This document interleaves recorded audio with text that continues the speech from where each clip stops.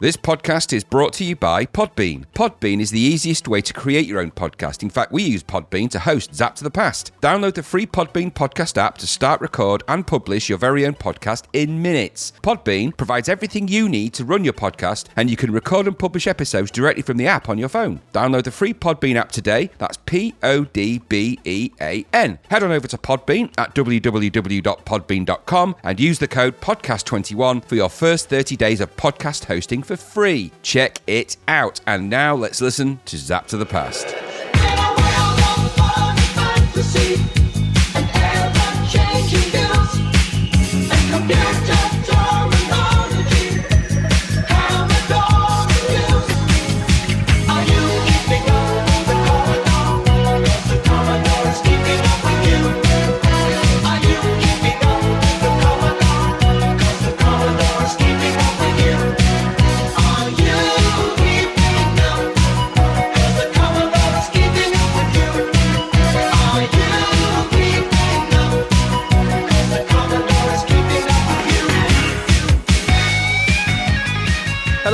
And welcome to episode 48 of Zapped to the Past. I am Adrian Mills and I'm joined as always by Graham Raddings. If you haven't listened before, this is a podcast where we discuss games that were released for the Commodore 64. Last week, we looked at our first batch of games from issue 23 of Zap 64, which we are in no way affiliated with, and were dulled by the double, mesmerised by mutants, and choked by Tracker. This week we continue our look at the games in March 1987, along with what was lighting up our TV and cinema screens that month.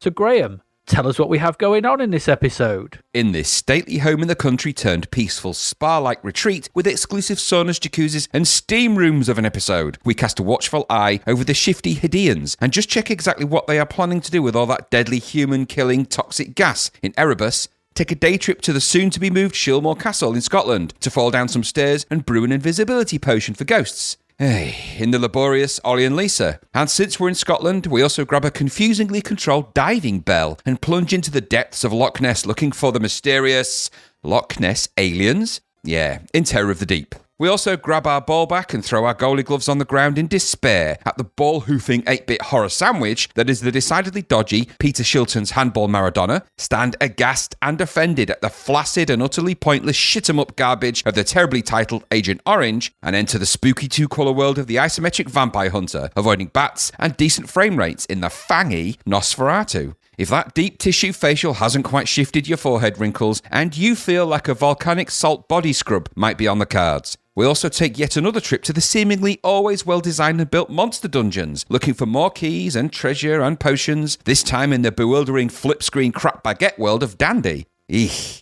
We switch our bicycles for our skateboards so we can once again avoid road and path-based hazards in the horrible-to-control skate rock. Take a trip to the bulging, potpourri, pant-filled world of David Bowie and almost point-and-click our way through a deja vu-like escapade in the laborious Labyrinth before grabbing our liquid teardrops and paracetamols in preparation for the brain-damaging and vision-destroying 8-bit graphic pink-eye generator that is Terra Cognita. Some of these games are the equivalent of putting the butter knife directly in the marmalade after it's been used on the toast and thinking that that's perfectly okay. It's not. These games might give you the same feeling of unease and might even make you feel like you've had a toast triangle shoved up your nose. Be warned. Yes.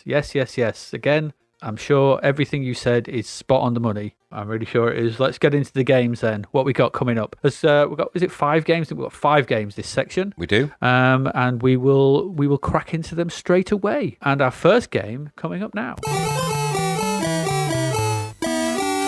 is Erebus. Erebus, so a strange name. Erebus. So what is Erebus? It got 56%, and Erebus is a garbage world. It is. It is a garbage planet. It is an automated world where barely anyone lives because it's all garbage. So that planet is Erebus. And mankind has turned this planet Erebus, into a garbage planet by setting up massive refineries for processing all the crap we produce and converting it on that planet into some kind of gas, I think. And so anyway, everything was all right. You know, we were just chucking out all the crap and floating it all over to Erebus, and it was all getting refined until we noticed, here on Earth, that the nearby Hadeans from planet Hadabus, and I put a note, didn't he sing Baby Don't Hurt Me? Just don't know, but I ate the bus as well. To be fair, I don't like getting on buses. I don't like a bus. I hate a bus. Head of the bus. I'm a Hadean. So we noticed that the Hadeans from planet Hadaway were sabotaging the planet to make a foul, noxious gas to unleash on the Earth and kill everyone. Or they could have just asked me. They don't need to ask. I'm happy to provide. I got an endless supply. You could have just got it from Adie's ass rather than from Hadians.com. Absolutely. It is a website, that. Don't go there. Absolutely. There's amazing ASMR noises on it. Oh my God. No. So this cannot be left to stand, that they are making this evil Earth, noxious gas, whatever. So we blast off to stick it to them. Stick it to the evil Hadians. So what this entails is 1 part Uridium and 1 part Sanction in this. Not the good left parts. to right. Not the no. Well,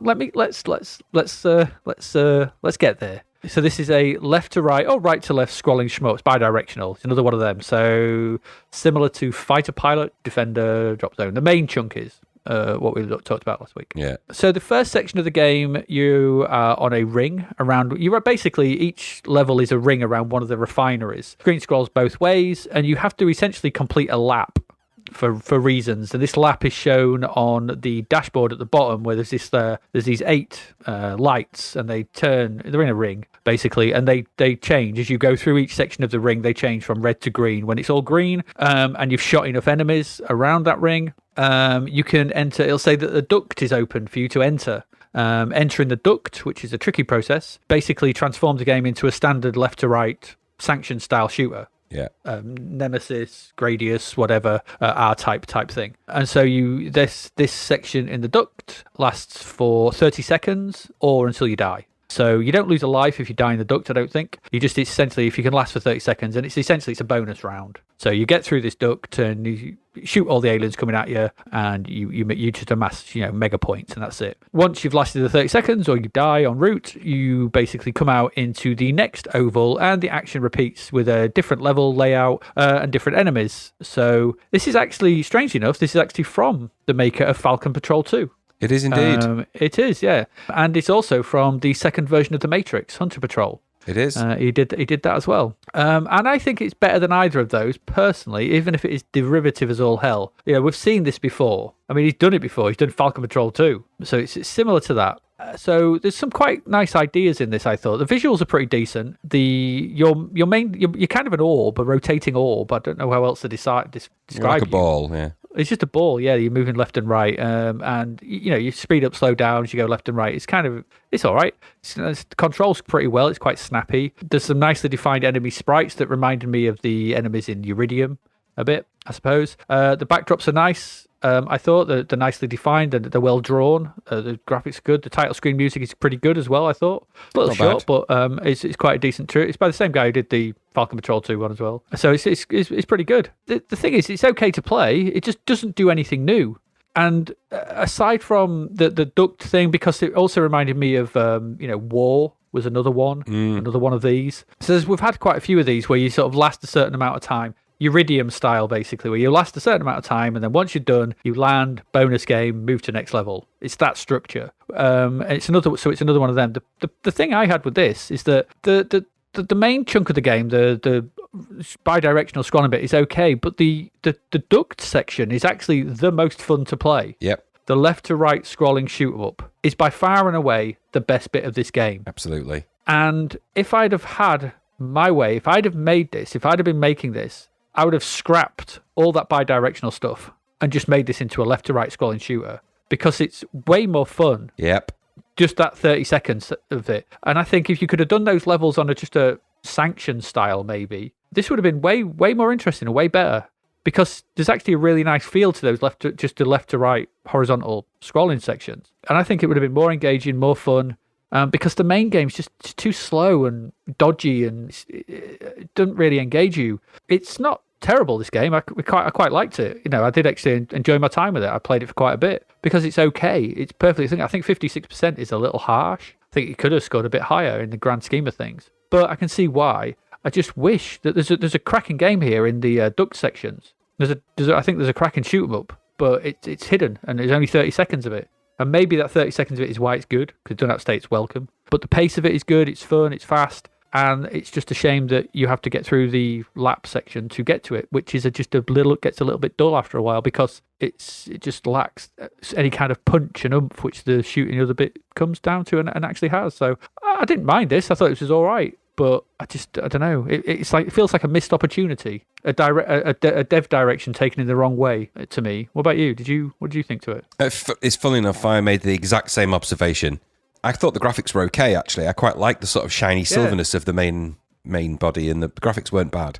I think you're exactly right. I felt that, because my notes here I've put, the scenery felt more challenging than the aliens, and it shouldn't have been, and I don't quite get why this wasn't just an all-out shooter like the bonus level. And that's my exact comments from what I've written. So I didn't think this was bad. I like the idea of the idea of there being these ducts, and you have to fly along the bottom, and you've actually got to go through every section, and the things that light up are the sections as you go through them, because I think there's 8 or however many there is, and that opens up ducts. And I quite like that idea, but I think that would have been better as the bonus level, and the shooter would have been better as the main game. Yes. Or just have it as a shooter, like you say. So I think it wasn't good. It wasn't a good, because the alien patterns inside the main game weren't very good, and they just kind of stuck to the edges and didn't really challenge you. It was more challenging to try and navigate your way around the sort of landscape. And that navigating your way around things and hitting things in of itself isn't as much fun as shooting things and avoiding things. And so they should have made it more like that. And so I think this game is in the wrong way around. The bonus level should have been the main game, bonus level. If they'd have done that, this game would have been much better, and actually a really good contender for being a really classic C64 shooter. I think because it doesn't have that and they got it kind of mixed up, I think 56%, maybe it's a bit harsh, maybe it should have been a bit higher, but I think the problem is it's not a good shooter, but it's not a very good avoid the stuff game either, but it would have been. It's a good indication of what for 30 seconds, you get an idea of what it really could have been like, and I think that just shows you that we both thought exactly the same thing. I think when people go and replay this, if they do, they'll find the same thing. It would have been, it's kind of a 30-second window of what it could have been before the other dart goes in the bed and it's not in this game kind of thing. Yeah. So. Yeah, because it feels good to play that duck. It is. It's like, you're going to play another shooter. Oh, he's lost the shooter. Yeah, it's the shortest time anyone's ever owned a trouser. It is, yeah. No, don't you ever say the term trouser shooter to me again. It's not the first time. I don't want to know what you do with your trouser shooter. So my final comment on this game was that I put it's not ultra crappy. I just think it's not what it could have been, and that is the real tragedy. Yeah, my final comment is it's not terrible by any means. We've just seen it all before, and the best bit is hidden. Yeah, absolutely true. And it's such a weird shame. There was another game we played as well where there was something. I can't remember what it was now, but there was another game where there was a really. I don't know whether it was Erebus Alpha. It might have been Erebus Alpha or something. I can't remember. But there was another game where we really liked the bonus section, and we wish the game would have been like that. 'Cause but it's just frustrating, isn't it, when you get these things? But I do like the visuals, and you can see how he's progressed if you take Falcon Patrol 2, which we just finished last episode with, to looking at what he's done now. You can see a clear progression in his visual style and his graphics and his ability to program. You see people like we said, we see people getting better, and this is certainly a move on. Yeah. And there's nothing wrong with this. It's just I just wish that shooter would have been the main crux. Shame. Anyway, there you go. That's Erebus. It's a decent one to start with. Another decent shooter to start off an episode with. We're getting a lot of shooters these days. And so I'm liking that. I always like a shooter. I'm a shooter fan. Yeah, same. Shooter McGavin, like all the shooters. I eat shit like you for breakfast. You eat shit for breakfast? six shooter. Any kind of shooter. I like shooters. Anyway. On that shooting note, let's move on to our second game for this episode. So, Graham, you had the pleasure of this. I did. You did. You're going to tell us all about the adventures of Olli and Lissa. I am. This is kind of this and the next game are a Scottish double bill, aren't they? Yes. So this is Olli and Lissa. I call it Olli and Lissa. This is 199, so it's Budget. And this is set in the Scottish Shilmore Castle, which is under threat of being purchased and then shipped brick by brick to the USA by none other than the dastardly millionaire Eugene Portcullis III Jr. Yeah. Olli and Lissa decide to help Sir Humphrey, who is the ghost who lives in the castle, who doesn't want to move. And this is where it gets a little bit confusing. So Sir Humphrey seems to think that invisible ghosts will scare the humans enough to leave the castle, and he wants you to help find 8 ingredients for an invisibility potion to turn the castle ghost invisible. Now, I thought ghosts were invisible, but you know what? Yeah. I'm just going to go with it because as I started to read this premise and read this through the instructions, and this point, it says, Sir Humphrey will tell you what ingredients you need to be dropped into the cooking pot, and then, that will help you with the process of creating this thing. And it started to feel like an episode of Trapdoor. And I thought, that sounds like Trapdoor. I've got to find a load of ingredients, put them in a cooking pot. And I thought, oh, well, maybe it's just similar. Anyway, then I started the game. And then there was a character that looked like Burke, a little Burke character. So the character you play looks like Burke, a little wandering blob on legs. But it's Burke. Yeah. Yes, I didn't make that twig actually, but yeah. No, so I thought, okay, I thought, all right, well, it is what it is. So maybe there's some, there's some kind of, hint, nod, whatever you want to call it. So the game is a puzzle platformer, and obviously you've got to navigate your way through the screens, going up and down staircases, choosing left, right, and fire to jump. And you pick up objects, walk them back, and you're told what object to get, like Trapdoor, you go and get it, and then you wander back and put it in the cauldron, and then go on the next one, and you've got to avoid the various things that get in your way. And I think this game is probably Marmite. There's an attempt at a kind of a cutesy, sort of fun-looking platform game. And I think the best thing you can be saying about this is at least it was only £2. So it's because it's a puzzle platformer, and so it's got its value for money plus on the one hand. But on the other hand, it's frustratingly difficult, requires pixel-perfect jumping, and is annoying in almost every other way. So I suppose the question is really then, which side of the fence do you go upon? Are you happy that it's budget and you'll go with that puzzle platform logic?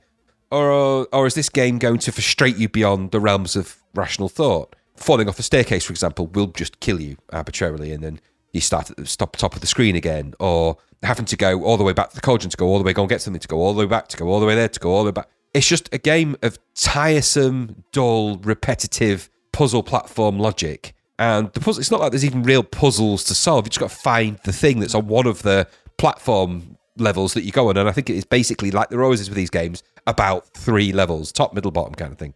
And so the graphics are kind of a weird mishmash of, I think, medium, high-res. I don't know. They're just a bit colourless, and it lacked a bit of... It looked a bit Spectrum-y looking, in fact. The main sprite seemed okay, but the background seemed a bit drained of colour and devoid of stuff. And I suppose they'd gone for kind of a cute thing. The main character you play is kind of cute looking, but it does look like Burke from Trapdoor. And the plot of the game just is weird, and it just reminded me of a mini version of Trapdoor, really. And I found I couldn't really escape that logic. I just found that the game at 50% for $1.99, it's just a puzzle platformer that is actually not really that much fun, said and done. And the attempt they've tried to do to create this kind of character basis and stuff, it just didn't work for me, and I just found myself endlessly getting tagged. And by the way, the sound effects in this will make you want to smash your face in.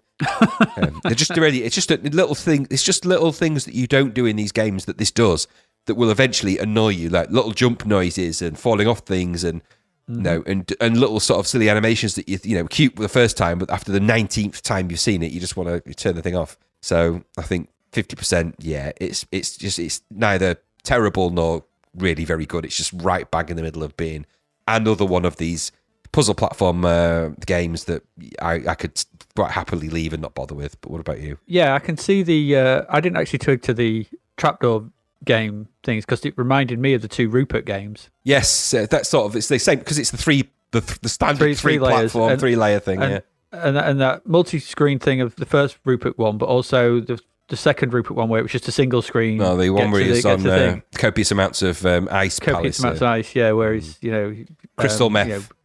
He's on his ice party, and he sort of shaves himself and becomes Travis Bickle. Yeah, Rupert and the Quest for Crystal Meth. Yeah, that was it. Yeah, that's the one. So that's what this game reminded me of. It really did remind me of those games, but it didn't look anywhere near as good as those, and Worsley didn't play as well. You collect these 3-layer platformers, so you're collecting stuff to make a potion to turn a ghost invisible. It is a port of a Specky game, I'm pretty sure. I didn't care for it. There's not a lot moving on screen. I found the jumping over enemies to be really punishing and quite hard to judge time and time again. Sometimes you'd hit them face on. It just felt arbitrary, and I could never quite get the hang of getting over them. And there was one right at the top of the second screen that was just a nightmare, just a bloody nightmare. I managed to collect a couple of items because one's on the first screen, that's easy enough. But the task of navigating the world was just boring. Yes. Just boring and just not very interesting. I didn't like the sound effects, like you said. They are horrifically annoying jump noises and stuff. Oh, God, no. And the title screen tune I didn't like as well. It's nowhere near one of it's Ben Dalglish in it, and it's it's not very good. It's not very good. The visuals are weird, not particularly great, with a mix of single and multicolour sprites. Doesn't work, and seemingly almost like a bit of colour clash around some of them. Your main character seems to sort of leak into the background, which I never like. None of them are particularly good. I just didn't like it. I didn't like the game where its progress is locked behind jumps where you only just clear the enemies. In a season of mighty bounds, we could have done with a mighty bound. It's the one time it needed one. Yeah, because you give yourself, jumping over the enemy. If you're gonna make, it's like you said, the game is made hard because they've restricted your jumping ability and made it pixel perfect to clear enemies, and that's not becomes very unfun very very quickly. And so I just found myself bored and the cutesiness of it all.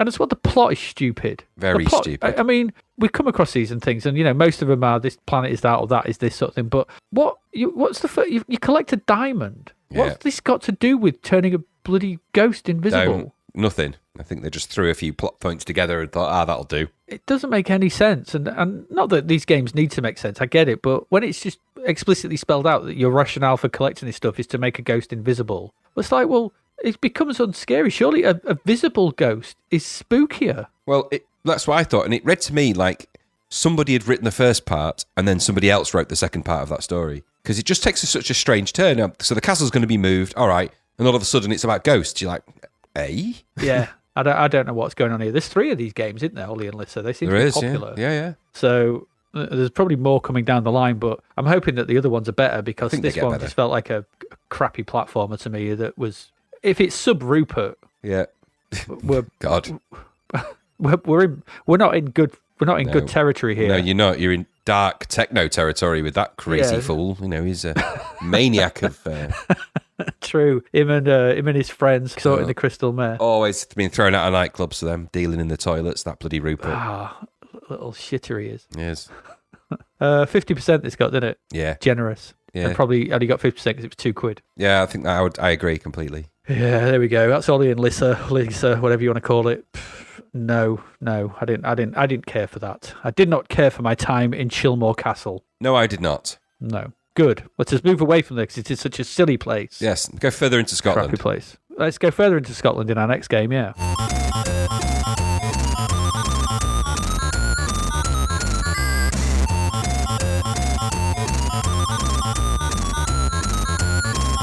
All the way to Loch Ness. Yay. In fact, with a full price game. This is Terra of the Deep.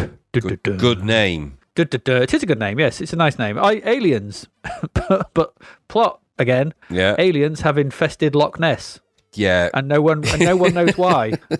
But they have. Now, right, before I get into this game, correct me if I'm wrong, but doesn't Loch Ness... Isn't it already famous for something that might be a terror of the deep without the need for aliens? Yes. Well, I mean, there is this rumor of a Nessie. As we know, Jack the Ripper is there.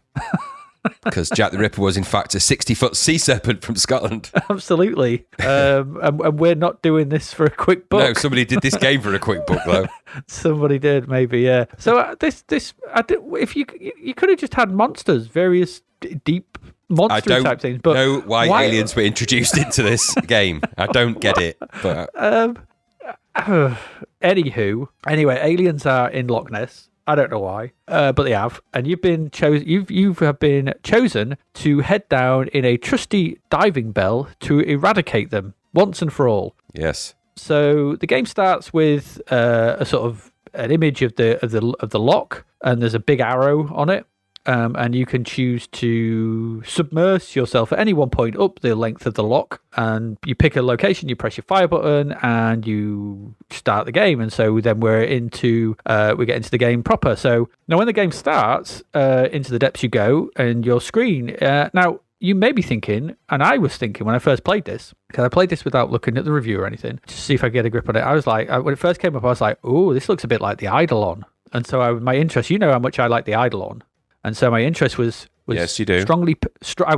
My interest was strongly piqued, thinking, have I missed some kind of Eidolon-esque game all these years? And I was like, oh, this could be really good, because you've got like the view from inside the Eidolon. So you've got this kind of diving bell, curved sort of window in front of you into the blackness in front. There are fish swimming about. So imagine the Eidolon, but in the darkness of Loch Ness, so you're deep down. You've got this bank of controls at the bottom, and a couple of hands that move about. Visually, it reminded me of Captain Blood. Is it Captain Blood on the Amiga? Yeah, with the finger, So that was because you had a couple of hands, didn't you, which you moved about the controls. Yeah, one sort of gnarly alien finger, yeah. Yeah, one gnarly alien finger. So it reminded me a little bit of that. So you've got, your actual in-game image is similar to that of the Eidolon. So the blackness of the lock in front of you rather than the sort of the greyness of the caves of the Eidolon. Fish swim past and aliens come for you. You've got these controls across the bottom of the diving bell which you can look out of. You've got these controls allow you, do everything basically. So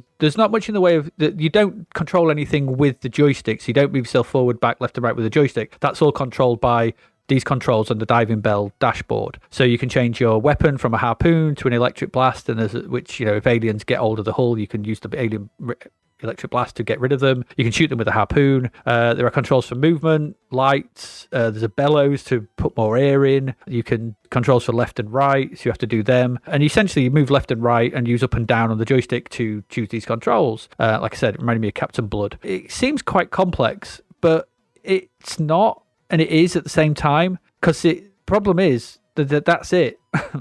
And the jankiness of this, the problem with this comes from the fact of is that the controls, whereas the Eidolon kept itself nice and simple in its controls, forward, back, left, right, turn and shoot, and spacebar just to collect stuff. This tries to overcomplicate matters by using weird dials and stuff to move you forward and turn you and up and turning, and it's just too much, because it's that joystick control. If you're on the far right of controls and you want to get to your bellies, you got to swip all the way to the left, push up and down, then you got to get back to your turning, then you got to get back to this, then you got to get to that, and it's eventually you just run out of stuff, so you just die all the time. Shooting aliens grows quite tiresome quite quickly, and death just seems to happen. I just kept dying, and I couldn't quite figure out why.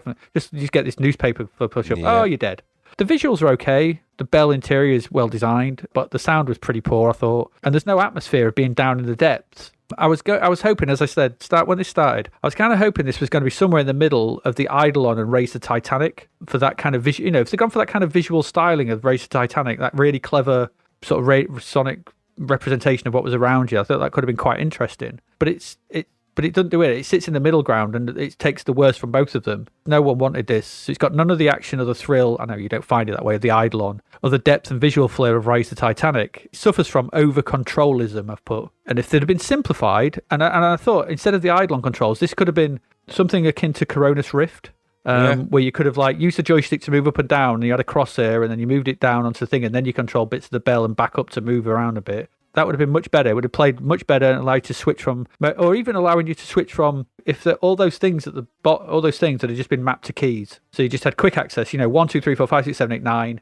You pressed them and you can just flick to them, and you could have just moved them up and down. Once you got used to that could have been quite quick, like you do in a lot of PC games and stuff. As it is, though, it just feels cumbersome. And once it feels cumbersome, it ain't fun to play. And that was my main beef with this. I really wanted to like this, because I liked what I thought what I was going to get. But what I got was not what I was sort of promised at the outset, and that was kind of left me a bit disappointed. What about you? Yeah, bit of an odd game this, really, isn't it? It's kind of a weird Raise the Titanic like you say, lots of brown in this game. Who knew that the inside of a diving bell would be so brown? Oh, yeah. And yellowy brown. I think the basic premise is so fundamentally flawed that anything after that is an afterthought. So the idea of going down and trying to find Loch Ness, which is what I thought this was about, isn't a bad idea, a la Raise the Titanic. That would have been quite interesting. But it isn't that, is it? Technically, it's kind of the world's crappiest shoot-'em-up. Yes. So I found the controls, like you say, it is, from a control perspective, just stupid. From a UI control perspective, stupid. If you're in something that shoots and moves left and right, then the joystick should move left and right and shoot with a button. I mean, it should, even in this sort of thing. So having all of that one-hand controlled buttons, clicking gauges, that wordy thing that goes round and round, moving your screen and your view left and right and all of that stuff, it makes something complicated. The more complicated you make the controls, the less fun you're going to have with it if there's no payoff.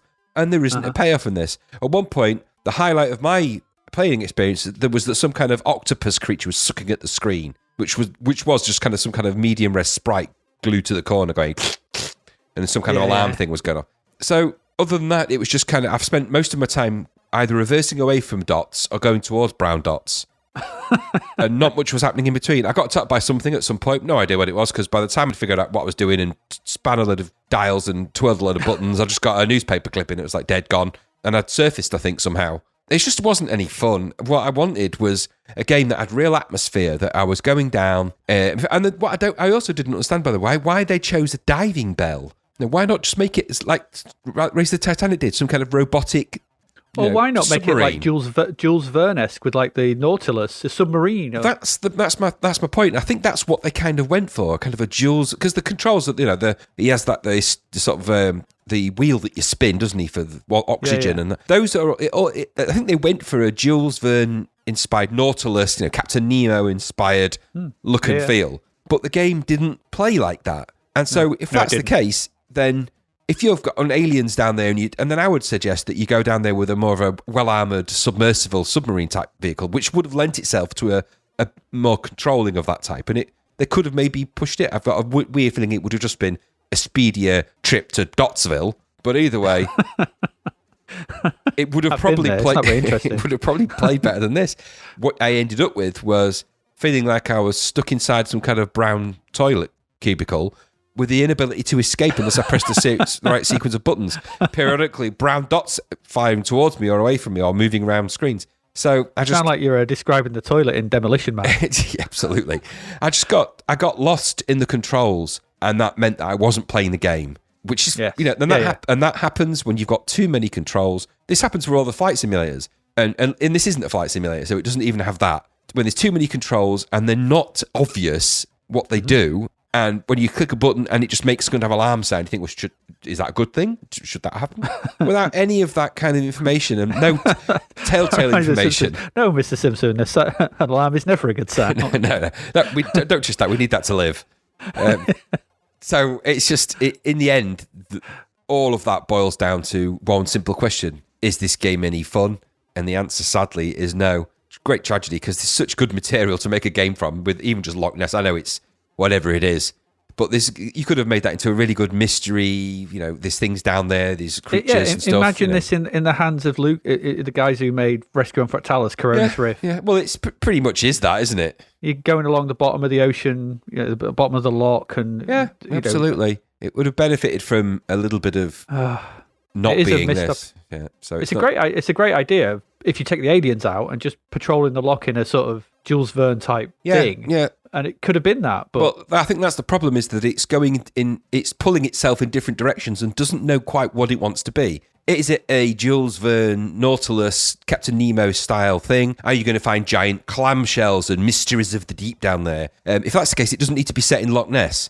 It could just be set in the mysterious deep ocean, and it's still Terror of the Deep. Or if it's set in Loch Ness and there's aliens, then make it, if it's more sci-fi, then make your ship you're in more sci-fi. Make it do more stuff. Make it look a bit less like something out of the Victorian era, where you've got to turn the handle to pump the oxygen. Just make it less like that. It doesn't quite work in this context, and this is too early for steampunk, so there's none of that. It's not going to work in that context either. So no. Shame. Could have been a contender, that. Yep, but it won't. But instead, it's out for the count. Yep. Yeah, let's move on.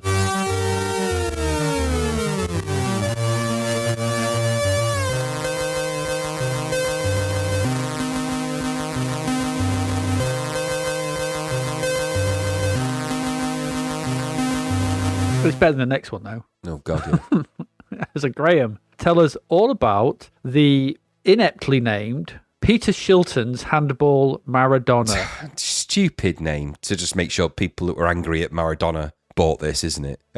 So Peter Shilton, for those that aren't familiar, was a footballing legend, goalkeeper. Currently holds the record for them playing more games for England men's team than anyone else, earning 125 caps. That seems like a lot of headwear for one guy. No. A really big hair. It's that they just reward you with caps. There's a flat cap, there's a beanie. Yeah. Just you win caps. Anyway, so this is... You do know you get caps, don't you, for playing for your national team? I have no idea. I don't even know what it means. Yeah, they give you a cap. That's what it is. That's why they call caps. I'm guessing it's something to do with that. Anyway. Yeah, it's a proper cap. So this is unsurprisingly a football game-ish Or actually, to be more precise, this is a goal-saving game. So firstly, let me just say, right, getting into this game was a pain in the arse, right? And I'm going to explain why. So when you start, it's you select to use a joystick with the keyboard, okay?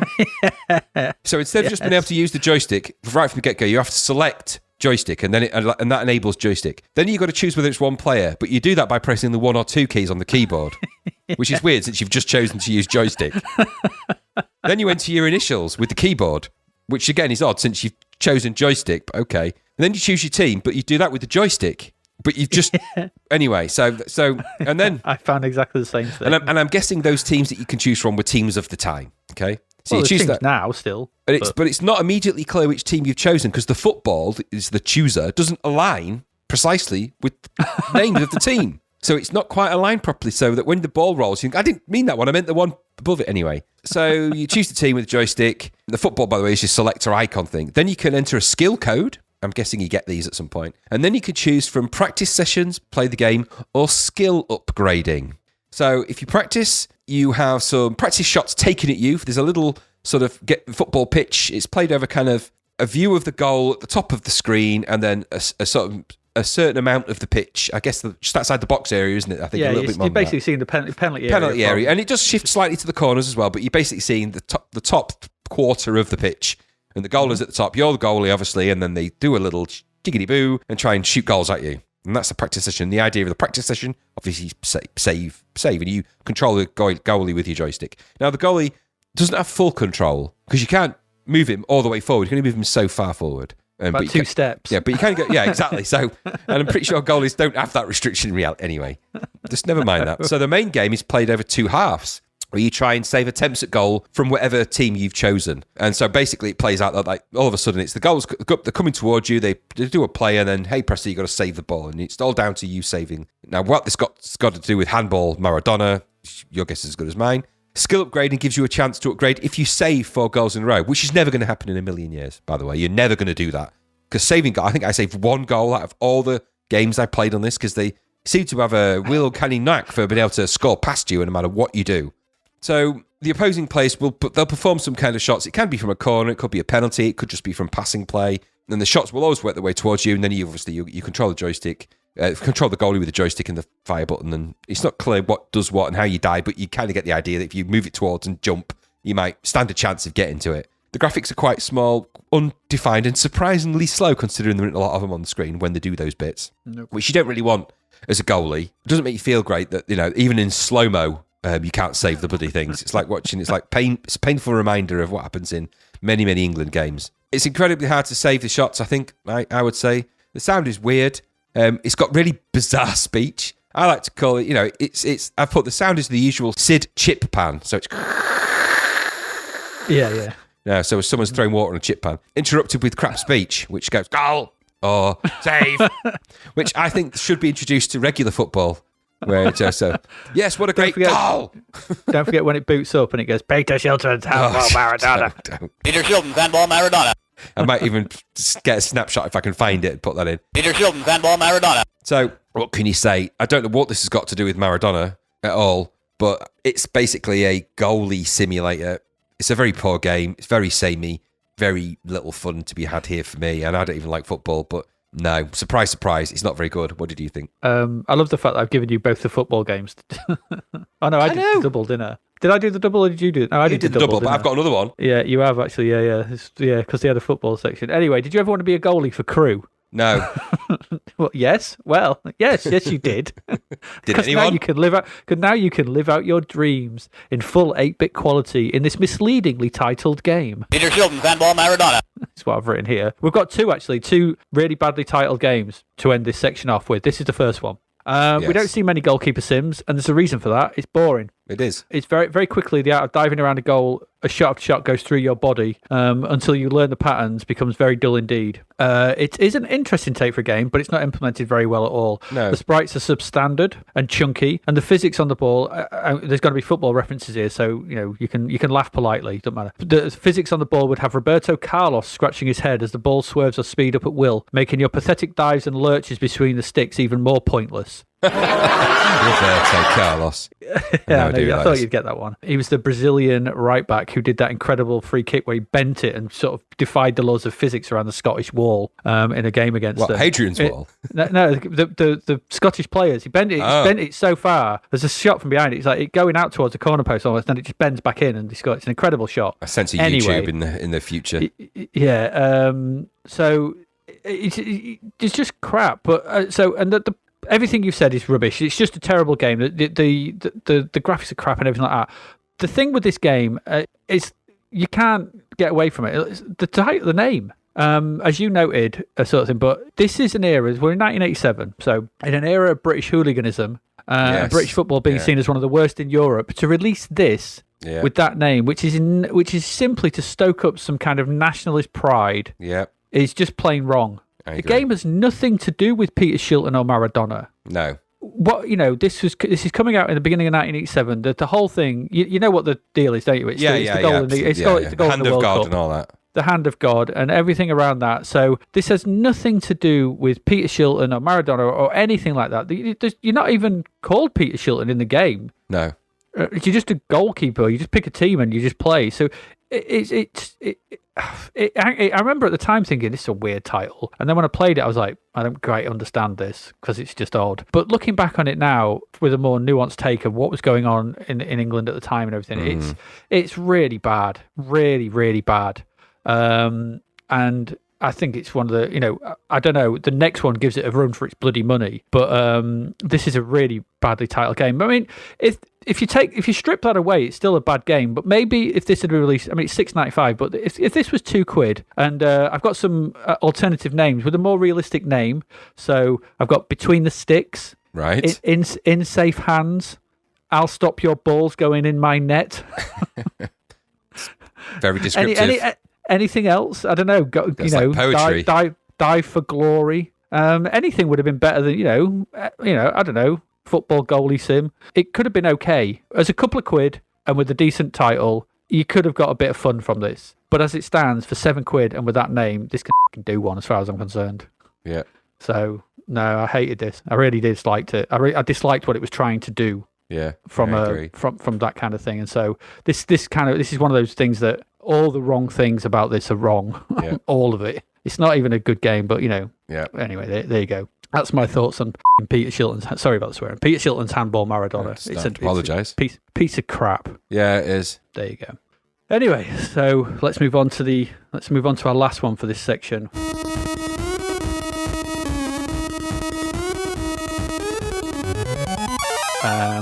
Which is the equally appallingly named Agent Orange. Troubled. Yeah. Anyway, right. Let's put the name aside to one for the moment. We'll come back to it. Another bi-directional scrolling shoot 'em up. And this is not a particularly very good one. It makes this Erebus in comparison is a work of art. It's state of the art. So what's this all about? Aliens are infecting planets with some strange weed, and you are the pilot of a spaceship armed with Agent Orange. Oh, Jesus Christ! And sent out to destroy this strange weed. Or something or other. The game starts with some options and allows you to move between planets and trade ships and then launch into the planet. And I didn't quite understand what I was doing. It was a very, very confusing menu system because there was no explanation for anything. What am I supposed to be doing here? And trade ships, and then you can launch into the planet itself. And when it starts, I thought I was playing a DOS game. It looks just green and black with this weird. I don't even. Are you a spaceship? Because I don't understand what you are. No, I didn't.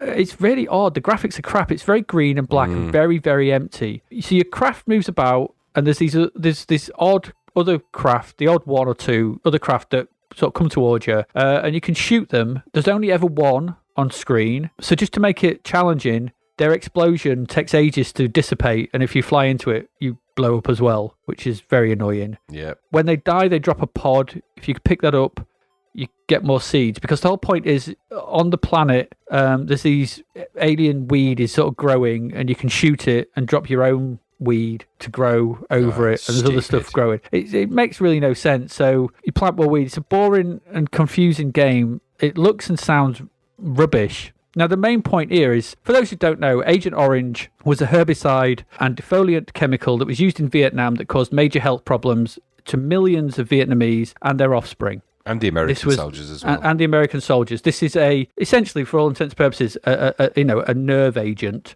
that was dropped knowingly by the American government throughout Vietnam and caused untold, levels of suffering to millions and millions of people in both America and Vietnam. And even offspring and everything have been, children. So, at what point do you think calling your game that is a good idea? And think, no one will notice. Agent Orange is it's not an unheard of thing, but to slap it on a crap game to try and bring maybe some kind of notoriety. I don't know. I don't understand. It's 10 quid. It's a poor thing. It's another game and another name that really just annoyed me. And it was crap to play. It was annoying. I didn't like it. And bad. It's this double bill in quick succession has left a tainted taste in my mouth. That's just, the worst of the 1980s. Yeah. I don't know. What did you think? Oh, another dull, lifeless shooter with added dull trading. As you rightly said, a really ridiculous, overcomplicated UI. Now, I have designed UIs at one point for a living, and I can tell you that it's just simplicity is always the key to good UI, and this isn't simple. It's just stupid, and the overarching story is really stupid as well, and you know what that means. So you get this buggy, jerking, scrolling piece of stupid shit. The backgrounds are really oddly bicolour, which leaves the main sprites looking badly drawn anyway in kind of medium res. You can shoot things sometimes, but you die more often in the explosions they leave behind, which is ridiculous. And it just wasn't very good. The sound is just reduced to simple, early 1983 bips and boops, and it's just really, really rubbish. There's nothing about this game that hasn't been done a million times better in 100 other games. There's nothing there at all. It's just lifeless, meaningless crud with the added topping of a distasteful nomenclature akin to a poisonous chemical agent that's wounded, maimed, and killed millions of people. Why on earth would anyone release something like this? And at $9.95, just no. The 80s was a weird time, and strange things did get released. And this is just another one of those things that's spat out of the cauldron of the 80s that has made us look at it and with fresh eyes and fresh perspective and think, these things should never have been like the Maradona thing. And the game, the Handball Maradona, in exactly the same distasteful reasons as LA SWAT and a number of other games that have popped out that cauldron in the last few episodes. They need to go back in there and never really resurface because they're unpleasant, distasteful, and quite frankly, it's a great tragedy that they're even out there. They're a part of a history we don't really want to ever really think about. The best thing to do, in the immortal words of Tron, is de-res them, delete them. Absolutely. I just don't. No, it's just. It was crap anyway. I mean, even if this was the greatest game in the world, it's always going to have that. Always got that name. And no. Let's delete these programs. Yeah. Yes. Absolutely. Delete them. Absolutely. Send them into that big spinny thing, and the MCP will deal with them. Let the MCP absorb them. Yep. Oh, pig nose. Yes, pig nose itself. So there you go. On that slightly distasteful last couple of games, I didn't even put them together on purpose. No. It just kind of happened, and there you go. So sometimes, we call it out as we see it. It is what it is. That's it. So there's the first 5 games we've looked at. We'll be back very shortly after this break, where we'll be looking at film and TV for March 1987. So hopefully we can lighten them tone a little bit. Yes. And have some laughs with that. And so we'll see you after this break.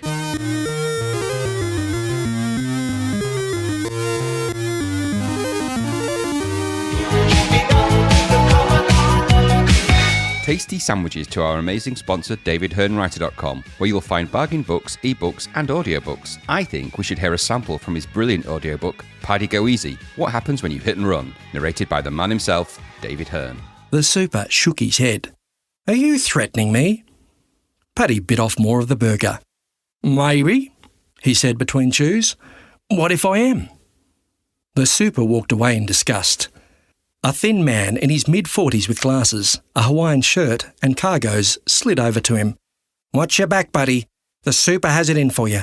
Don't give him any more ammo. Oh, he can go and get nicked, Paddy said with a grin. Don't worry, Lester. I know how to deal with dickheads. Lester smiled a toothy grin. Well, buddy, you get back to your net browsing. I'll look after the router logs so they can't ping you. Paddy hit Alt-Tab on the keyboard and looked up another YouTube video of funny cats. This one played the piano. Gold. Boom shakalaka laka. Fantastic as always. Visit davidhearnwriter.com to find out more.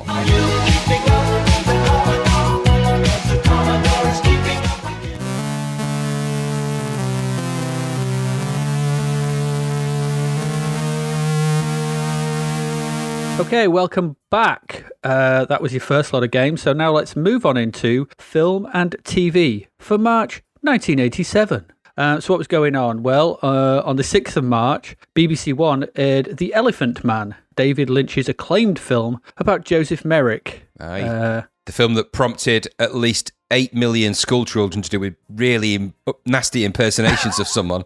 It did. It did. You know, we all know it did. We all know. I'm not going to do it, obviously. Poor guy that he was. What was? Yes. Do you know what he actually? Obviously, I mean, it wasn't. He didn't suffer from being an elephant. But what did he suffer from? What was? I don't know. I think it was just severe physical deformity. Absolutely. I don't know the sort of medical breakdown for it, shall we say? But it just.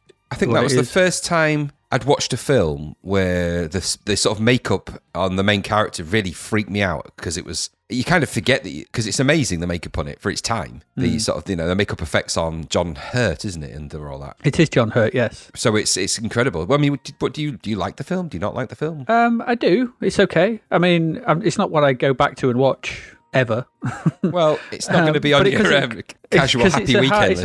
It's a hard watch, isn't it? It's not a. And I know it's quite uplifting in a certain sense, but there's certain moments in it which I really don't like, and it's like, you know what? I've seen it a couple of times, and that's me done. I know it's just not something you want to sort of put yourself through. You've got to be really in the right frame of mind to watch something like that. And absolutely. I don't think I've watched it in the last 30 years, so I'm not quite sure what that frame of mind is. No, nowadays it's a difficult film to watch at best, I think. Yeah, what I found a bit odd is that because it's kind of the film that led David Lynch down a road that he didn't really want to go down.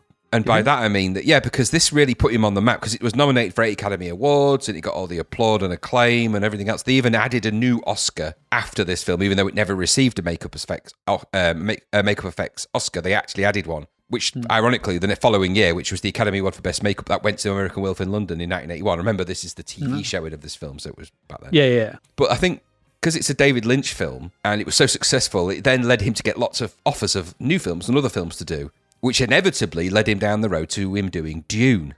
And then, of course, thankfully, he moved on from that horrific. I mean, I actually think he did a great job for what he had. But then, of course, you've got his TV series, and he kind of got back into the kind of the role of David Lynch, which is kind of this unusual. Yeah, sort of sits on the sidelines. Don't forget. I mean, after Dune, you got things like Blue Velvet and things like that. Yeah, that's what I mean. So he kind of got back to it, but I think this set him up for the big director in Hollywood, kind of because of the Oscar nominations. Which maybe he never was. You mean? Yeah, I don't think he was ever. He never didn't have that sensibility. No, I think, and in interviews that I've watched with him, he doesn't come over as the kind of guy that would sit well with him anyway. And I mean, there's a really great interview with him about Dune and his experience and that, which he's pretty candid about how much he, hated the whole thing from start to finish and the experience of it, because it just went out of control in crazy ways. But anyway. Yeah. But yeah, I like this film. Did you know, by the way, that this was actually one of the uncredited producers is Mel Brooks for that film? Yes, I did know that. I didn't know that till I looked it up. I thought, how odd. Good job they didn't put him on the credits, really. People might have gone in there with a very different... It's Mel Brooks' film. Mel Brooks' Elephant Man. That's a very different film, isn't it? Well, you'd know it wasn't a proper Mel Brooks film because it didn't have the usual cast of Mel Brooks films in it. So no Madeline Kahn. True. Yeah, no Gene Wilder. No, the cast that he has in there. Yeah. But I do remember when this was on TV, it has quite a profound effect, actually, on me, when I watched it. But I remember watching it on TV at the time. We were made to, kind of, because it was kind of, for some reason, and I'm not 100% sure why, or why it became this important to my mum for us all to watch it, but she made us all watch it. I'm not sure what that was all about, but I just remember my takeaway memory from it is lots of Anthony Hopkins staring with kind of watery eyes. And that they pierce into your soul, those things.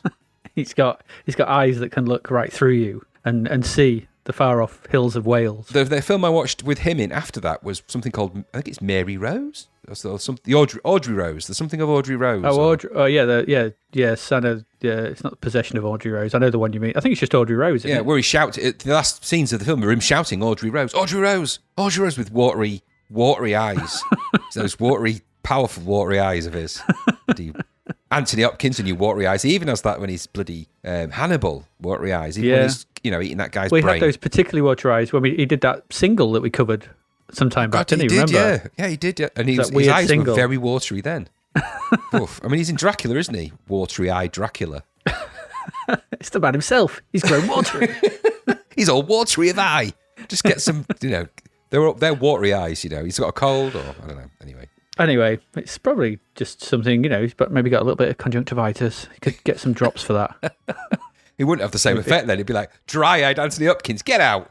You're not making anyone feel uncomfortable. Get out. The first film I remember Anthony Hopkins in was Magic. I don't think I've ever seen that. Do you remember Magic? The one where he has the ventriloquist dummy. No, it doesn't ring a bell. He has the ventriloquist dummy. And he becomes not obsessed, but he becomes convinced that he's got like a multiple split psychosis personality, and so the dummy starts to take over him, and it's kind of this weird psychological horror. It's from the 70s, I think. It's a strange film. Magic, it's called. Okay. It's Anthony Hopkins and a dummy terrorize a woman. Okay, no, I don't believe I've ever seen that. That's the first thing I remember him from. There's just bits in it, because the dummy never moves or talks, and he sort of does the voice like a ventriloquist for him. Well, that's, is what it is. Might track it it's all down. in his head. I can't remember if it's any good. But it's an Anthony Hopkins film. There you go. 9th of March. There was the debut of Central Television's Intimate Contact, which was a drama dealing with the issue of AIDS. It was everywhere, wasn't it? AIDS at this point. Not literally. I mean, it was, but on TV. Unfortunate turn of phrase there. Yeah, it was absolutely everywhere. Everywhere. It was on TV, wasn't it? It was the thing to talk about and do. And apparently, this is Intimate Contact was a drama dealing with the issues, like you say. So yeah, sounds quite bleak. I don't doubt that it. I mean, how could it not be? It was written by Al McCullen. Don't forget that Central tried to do a comedy TV show about AIDS, so I imagine that was bleak. Imagine they put this on after that. It's like, oh God, we've made it too light-hearted. Quick, doom the mood. Get the person who wrote Touch of Frost and Inspector Morsin. Funny enough, that particular drama was directed by Waris Hussein, who was also the director of the very first series of Doctor Who. You had to wangle Who in, didn't you? I'm not going to say any more about it. the Who cast. He did the very first Who. So, yeah, and I was just reading through, I'm not going to read through the story of that, but it is pretty bleak. A guy has sex with a prostitute, finds out he's got AIDS, and he's diagnosed. I mean, I suppose it's dealing with some important things in there. It's just, and it is, but it's, I wonder how over dramatic it gets in that. I bet it's bleak. Anyway, yeah, because it was dealt with properly later, wasn't it? This is still at the early stages of bleakdom. Yeah, well, it hadn't hit Hollywood properly yet. We hadn't had Philadelphia. No, but I suppose the one thing I will say about this is it's progressive enough to not just keep blaming on the homosexuals and things like that, which was prior to this was rife at the time. This is at least it's from what the description says anyway. It's like a heterosexual guy that cheated on his wife with a prostitute and then picked up the HIV virus through unprotected sex that way. So yeah, I mean, it's going down that don't be promiscuous route, isn't it? Yes, actually, promiscuity is bad, MK. Yeah, and then it's when it becomes public knowledge, he faces hostility and ignorance from friends, colleagues, and those in the local community. Which I can only imagine that's played out many times for some people. It's horrible, really. That's just like my normal everyday life. It's walking down the street. Yeah, just constantly plagued, hating on the just plagued and hated people hating on it. Yeah, they do. Yeah, just eggs thrown at me. Just Central Television just probably isn't the production house ready for dealing with something of that magnitude. And they're giving it such a cheesy name. And later on, Central Television, Intimate Contact. Well, if you do it, you have to do it in the red verse. How would red verse say it? Intimate. I don't know how you do Intimate Contact. You do it in Intimate Contact. Intimate Contact with Daniel Macy. Actually, get that wrong, wouldn't it? It'd be Danali Massey. Written by Ail McCullen. Oh, good old Redfus. All right, 9th of March was the debut series for French and Saunders on BBC Two, which ran for 20 years. Wow. 1987 to 2007. I thought it started a lot earlier than that, but I was getting it mixed up with some of their other things they did before they did French and Saunders. Yes, yeah, because they were in comic strip and all those kind of things. They were part of that Footlights review, weren't they, that came out of Oxbridge, I think. Yes they were, I do indeed. believe. And so, yeah, they were in like Fistful of Traveller's Checks, I think they were in, weren't they? And Five Go Mad in Dorset. Yes, they were the in the camper van in Fistful of Traveller's Check. I think it's Shazza and somebody. Yeah. So yeah, I mean, I don't know. Did you get on with the French? I'm not quite sure I ever sort of connected with the French and Saunders TV show. No, it didn't connect with me. I remember really wanting to like it because I remember them from the comic strip stuff, vaguely, because they're only bit parts really in that. And they played they were in the young ones. They were in now and again because I think I'm pretty sure it's Dawn French that appears in Hell on the adverts, actually on the Video Nasty episode. And then there was Girls on Top, which was that kind of a girl version of the young ones, where they were there was Ruby Wax, French and Saunders. Oh God, yeah, I remember that. And I want to say Tracy Ullman was the fourth one, but it could be wrong. But there was that it was a kind of a young ones, but girls living in a flat doing sort of similar stuff. And then this sort of sketch show came along. Now, I only really remember it. I don't remember any of their sketches, unlike I could tell you about 6 off the top of my head from Monty Python or from Two Ronnies or any of them. So I don't remember any of those from this. I do remember their band Raw Sex because I remember Roland River being in it. Yes. I don't remember anything that they sounded like, but nothing really sticks out. And then later, they became kind of a film and TV parody thing. That just didn't get to me at all. I found it unfunny. I never saw what was funny about it. No, and I suppose, they became part of the sort of comedy establishment because obviously Dawn French would go on to do the hugely popular Vicar of Dibley. Yeah. And Dinner for Saunders would go on to do Absolutely Fabulous. Fabulous, yeah. And then, of course, they make appearances in films all over the shop, don't they? Oh, yeah. So, I've got, they always make me laugh kind of thing when they're on, but I don't remember much of their TV show. I just don't. No, I don't know whether it just didn't hit me at the right time, I think. Yeah, and I think perhaps it was just not quite anarchic. And I think I'd kind of seen enough of those kind of things by that point. Because there was quite a lot of them coming out. There was, obviously, you had Smith and Jones, and you had French and Saunders, and there was a whole batch of sort of, Hugh and Laurie. There was a whole batch of... Yeah. Not Hugh and Laurie, that was Hugh Laurie. It was Hugh and Fry, wasn't it? Yeah.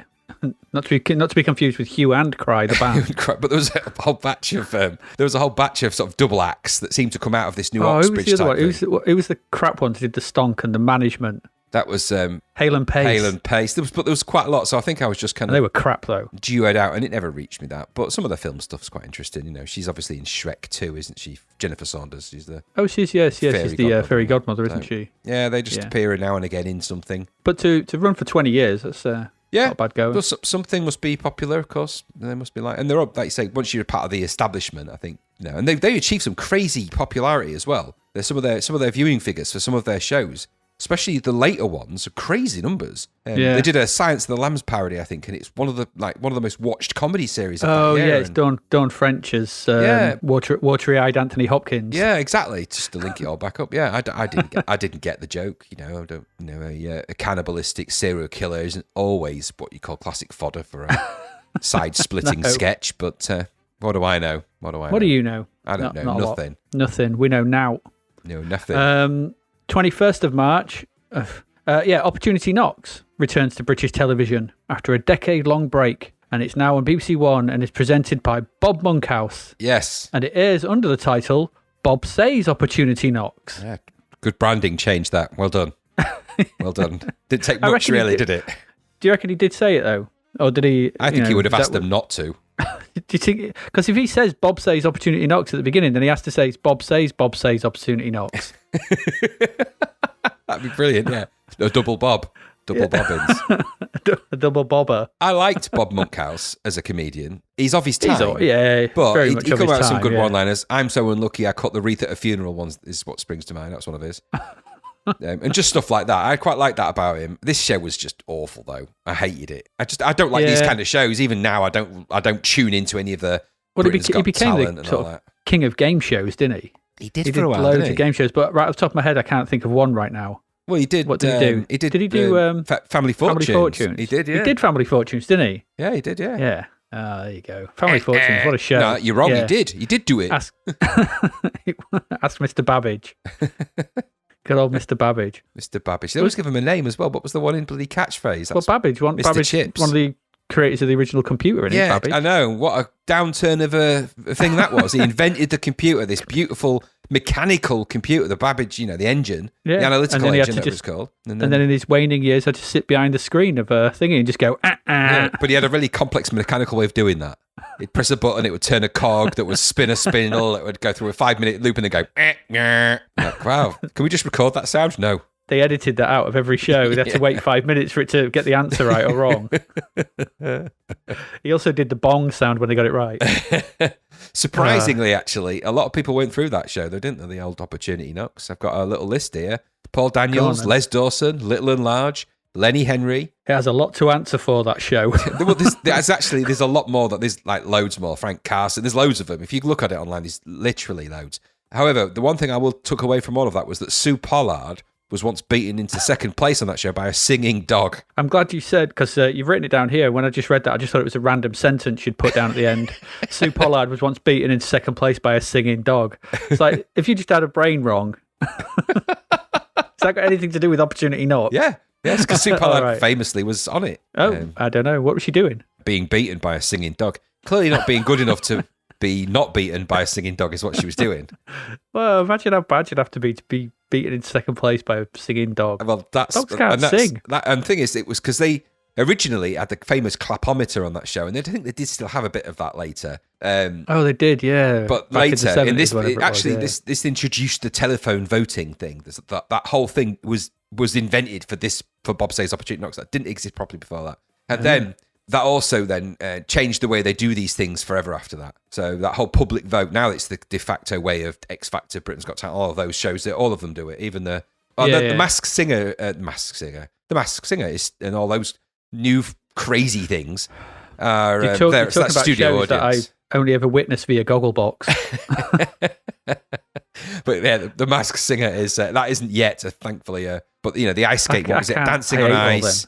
Strictly, I was going to say Strictly Come Dancing, but it's Strictly Ballroom. No, it's Strictly Come Dancing. Yeah, all of those. They're all now, they utilise the phone because they realised, of course, they can make a lot of money off it too. So yeah, true. Well, I presume all that lot started. Well, it was Pop Idol, wasn't it? Pop Idol was another one, big one. And Big Brother. But you know what it made me think? Because I remember there's a couple of things it made me think of. Right, firstly, that it wouldn't be like it is now, where you have like a 5-digit text number to send in or something like that. This would have been like a full-blown phone number. And a lot of people would have had dial phones. It would have taken forever to ring that bloody ring up. It must have taken ages. It would, and there'd have been you'd have to have got through to someone. Yeah. And register your votes. They'd have had to have lots of people in the studio. Can you imagine it would be zap, zip,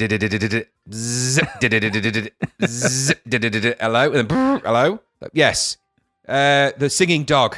I would say, even if you were posh back then and had one of the push button phones, it still did the number of clicks, didn't it? Even when you pressed the button. Yeah. So you pressed 9 and you were in for the long haul. Yeah, you was like, I pressed 9. Well, that's why I can never understand why the police were 999. No, weird. It's the longest number to dial. Yeah, it should be 911, which is in America. Or 111. Or 111. Or just pick up the phone and just go, police! And Sting goes, yes. Not you. Get off this line. We're recording a new album. Get off. What's the time? May as well utilise you while you're on. I don't get on with Stuart. And I'm dreaming of blue turtles. This is the last time ever speaking to you, Sting. Now get off this phone. Stop shouting police down your phone then. It's not even a phone. It's just 2 cans on a bit of string. And you've got one in my house. It'll be a bloody restraining order next time. Bernard, whatever your name is. Bernard Manning. Okay, yeah. What's Sting's name? It's not Bernard, is it? No, I don't think it's Bernard. I thought it was something Bernard. What is it? What is his real name? I thought it was Bernard. I thought it was. Is it Bernard? I thought it was. No, I don't know. I'm going to look it up now. Right, you dive into the next thing while I look that up. All right, okay. Well, you look that up, sort of thing. That's it. That's it for TV. There wasn't much going on. Gordon Matthew Thomas Sumner. Who was it? Gordon. It's Gordon Sumner, isn't it? I knew Gordon it was Sumner. Yeah, not Bernard. Not Bernard Matthews. No. That would be very beautiful. Now that would be unusual. Don't stand so close to me, beautiful. That would have been a turn, wouldn't it? If it turned out that Bernard Manning would have been even weirder. Beautiful. Right, film. What was going on in the land of cinemas? The Colour of Money was out on the 6th of March. It was. This is the follow-up to The Hustler.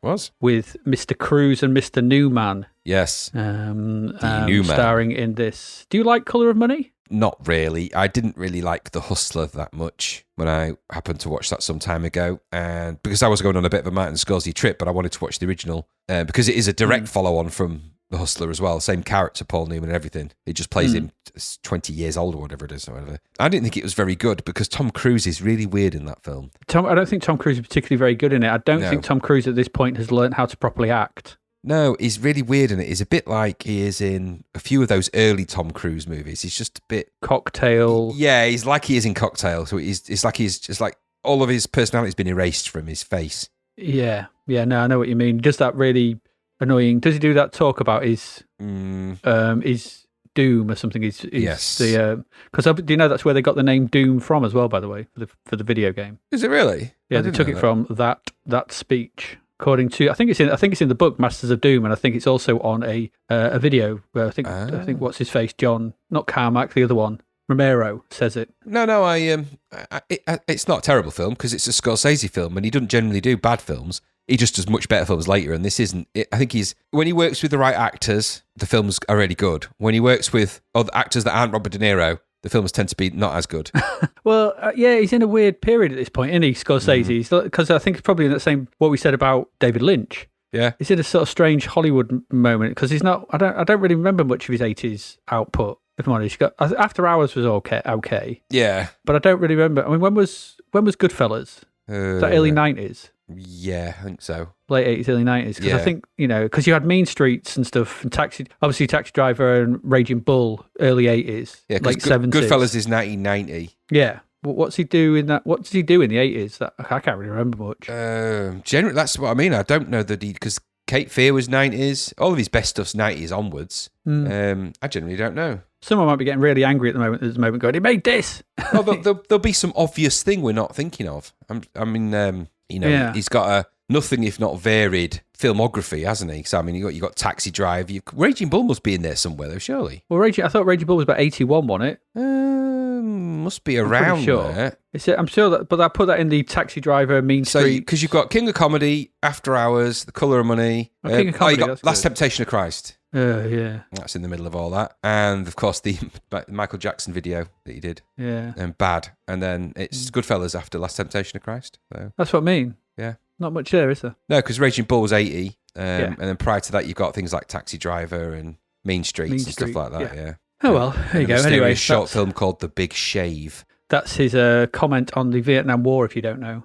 It's a man shaving himself and just slowly cutting his face to shreds. It could easily be. It is. I know it is, because I went to watch it for film studies when I was at the university. God, how dull. It was like his comment on the fact that you're just cutting your face off while doing it. Anyway. It had coherent structure. I had to watch the film Wavelength. Now, never torture yourself with that nonsense, let me tell you. Anyway, I don't know what that is. Anyway, that's Colour of Money. Next up, a week later, after Tom Cruise, you could have gone seen a whole host of future stars, apart from one who sadly died, in Stand By Me. That's a good film. Rob Reiner directed. He did indeed. Classic Stephen King adaptation of his short novella, The Body, isn't it? Yeah, that's correct. I can't believe that Adrian Lyne was lined up to direct this. It was literally last minute that Rob Reiner stepped in. Thank God. I know. I can't imagine what it would have been like if Adrian Lyne did it. No. So this leads me to a discussion, which I thought I'd ask a question of you. Do you think, because this is, I often think that this kind of gets missed in a lot of people when they talk about them. Do you think this is the best Stephen King adaptation? Ooh. Now, if you'd have asked me that before I saw, because I know it's actually, a lot of people loathe it, but I really like the most recent version of, not it, although I do like the first part of it, but I don't like it generally as a story. I do like the recent Pet Sematary adaptation. Yes, it's okay. Yeah. But I think if I actually split the adaptations of Stephen King into sort of, the modern ones have been what they are. There's certain ones that stick out. Salem's Lot is a good TV adaptation, and this one, I think, yeah, I agree, actually. Perhaps, certainly at the time, it's standout one of the best. Would you not? Because I think there's a lot of directors that we kind of forget about. Obviously, you've got like The Dead Zone, which is David Cronenberg. Firestarter's not great. You've got The Shining. Yeah, again, so like I said, there's standout ones like The Shining, Stand By Me, but there's loads of them in between that aren't very good. Yeah, I quite like Dead Zone. Firestarter's a bit weak. Cujo. I'm trying to think Cujo, the original Pets. Well, the original version of Pet Sematary. Where would you put Misery? Would you put Misery? Is that not 90s? Come out a bit later? Is that 80s? I don't know. Just in the general, just within the question of the best Stephen King adaptation sort of thing. I mean, because there's so many of them. I think Misery certainly is one of the better ones, without a doubt, because it's got a good cast. Needful Things and Tommy Knockers. Needful Things was a misstep. Tommy Knockers, when there's that god-awful one he's in, which is that one with those weird cat vampire things. Which is, Sleepwalkers. Oh, that's dreadful. It is awful. And don't forget, there's the one he directed, Maximum Carnage. Maximum Overdrive. Maximum Overdrive, that's the one, isn't it? Yeah, the one about the killer based on trucks, isn't it? There's Cat's Eyes. Cat's Eyes, which you actually quite like Cat's Eyes. There's a little. And then there's the Creepshow films. Yeah, and some of the stories in them are quite good. The Mist, of course, isn't that Stephen King? The Mist is, yes, it is. And obviously, actually, we're missing one here, which is the clearly obvious winner, which is The Running Man. No, I wouldn't say it was the winner. And I know it's technically Stephen King, but it's a Batman. It's a Batman book, isn't it? Yeah. I think I feel like we're missing one that's really obvious again. Sort of on the tip of my tongue. It'll come back. I don't know, because I've read most Stephen King stuff, and I think probably for me, if I put to put a top three, it'd be this, Misery, and The Shining. The Shining I like, but I like the book better, and I don't know that it's a really interesting take on the book, I suppose, the film, and I suppose if you stand them side by side, okay. I didn't like the sequel to The Shining. I have to say, Doctor Sleep. Yeah, it was all right. That's a couple of nasty scenes in it, but didn't do it for me. But not quite the thing. I like Salem's Lot a lot, and the book, and it's quite good. It is different. They all seem to differ. I suppose they have to in key ways from the books. Isn't Carrie a Stephen King? Oh, Carrie, yeah. That's Brian De Palma. Brian De Palma, and Carrie's pretty damn good. Yeah, that's his first book, isn't it? So I think the best one out of those, Misery is definitely up there because it's everyone remembers Misery first. Obviously, when she hobbles him and stuff like that, and it is really good. That's the last really good film I saw. It's another Rob Reiner film, isn't it? Yeah. So I think he does them really well. I think the guy that does, because there's Shawshank Redemption, isn't there? That's a Stephen King. Oh yeah. I was never. And the Green Mile is another one. Yeah, I found the Green Mile really boring. I say I don't like them. I don't mind Shawshank Redemption, but that's again because you've got a strong ensemble cast. It's kind of the cast that carried that forward. It's actually a pretty dull story, but you've got such good actors in it. Morgan Freeman springs to mind straight away there. I was going to attempt to do an impression Andy and then Dufresne. I refrain. Andy Dufresne. Andy Dufresne. I can't. It's not going to happen. He wrote 6 damn letters every week. Andy Dufresne. So yeah, I just wondered what you thought. My favourite one out of all of those. That's a difficult thing because you've even got new ones coming out, haven't you? I think I'd say because I really really like Stanley Kubrick movies. I like Brian De Palma, but I really like Stanley Kubrick movies. So The Shining is an exceptionally good film. I just think it's missing such key information out of the book and substitutes that for lots of visual flair, which is fine by me. But there are great sequences that could have been in the book. Yeah. The entire topiary bit in the book is not in the film. It's just a maze in the film, which it's just mad that that's not in it. But because I think the scariness of the Overlook doesn't convey very well in the film. It's good, but Jack Nicholson is what carries that film, whereas the Overlook is the kind of the scary part of the book and all the horror that has been going on in it all this time and all those things. So I don't know. That's a difficult one, but Stand By Me is certainly up in the top 5. Yeah, I just think it kind of gets forgotten as a Stephen King adaptation sometimes when people do listen. I've never read it though. If you probably read the story it's based on that. Now that's my failing is that I haven't read enough of Stephen King's books because there's The Stand in there somewhere as well, isn't there? There is The Stand, and I watched the recent TV adaptation of that. They've never done a good one of that. It wasn't. It lost its way somewhat towards the end. But that's the problem with a lot of like The Dark Half. That's another one, and Thinner. And Thinner. There's another couple. Yeah. There's the problem with a lot of Stephen King stuff, though, and that's having sort of studied, read his own writing and things like that. It's a symptom of his way of writing because he doesn't write with a plot. He doesn't write with a plan. He just starts writing and lets it go where it goes. And when you know that, when you read it, it explains why half his books have crap endings. Yes. Now, here's a question for you, actually, just on the back of that. Is the film with John Cusack where people listen to mobile phones and they go completely loopy? Cell. Is that based on a Stephen King book as well? Yeah, thought so. Again, good premise, good opening. Weird ending. Goes nowhere. Did you get the ending of that? Where he set off a bomb next to a ice cream truck and ended up running around a pylon? I think that's quite. If I seem to remember, that's actually quite close to the book, but it still made no sense in the book.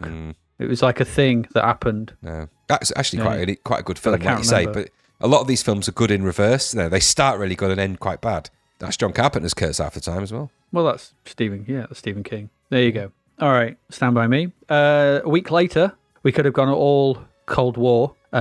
We've played the game many moons ago. Now we can watch the film, and we can watch The Fourth Protocol. Indeed, with Michael Caine and Pierce Brosnan. I did actually watch this when we actually reviewed the game. Good film. So this is relatively fresh in my mind, and it's an okay film. They've changed bits and bobs. It's obviously from the pen of Frederick Forsyth, and it's all right. It's as these kind of Cold War films go. It's intricate, and you got to follow. You got to watch it. You can't just pick up. No, it's intense, that film. And you got to kind of follow it. Pierce Brosnan in that film is really good.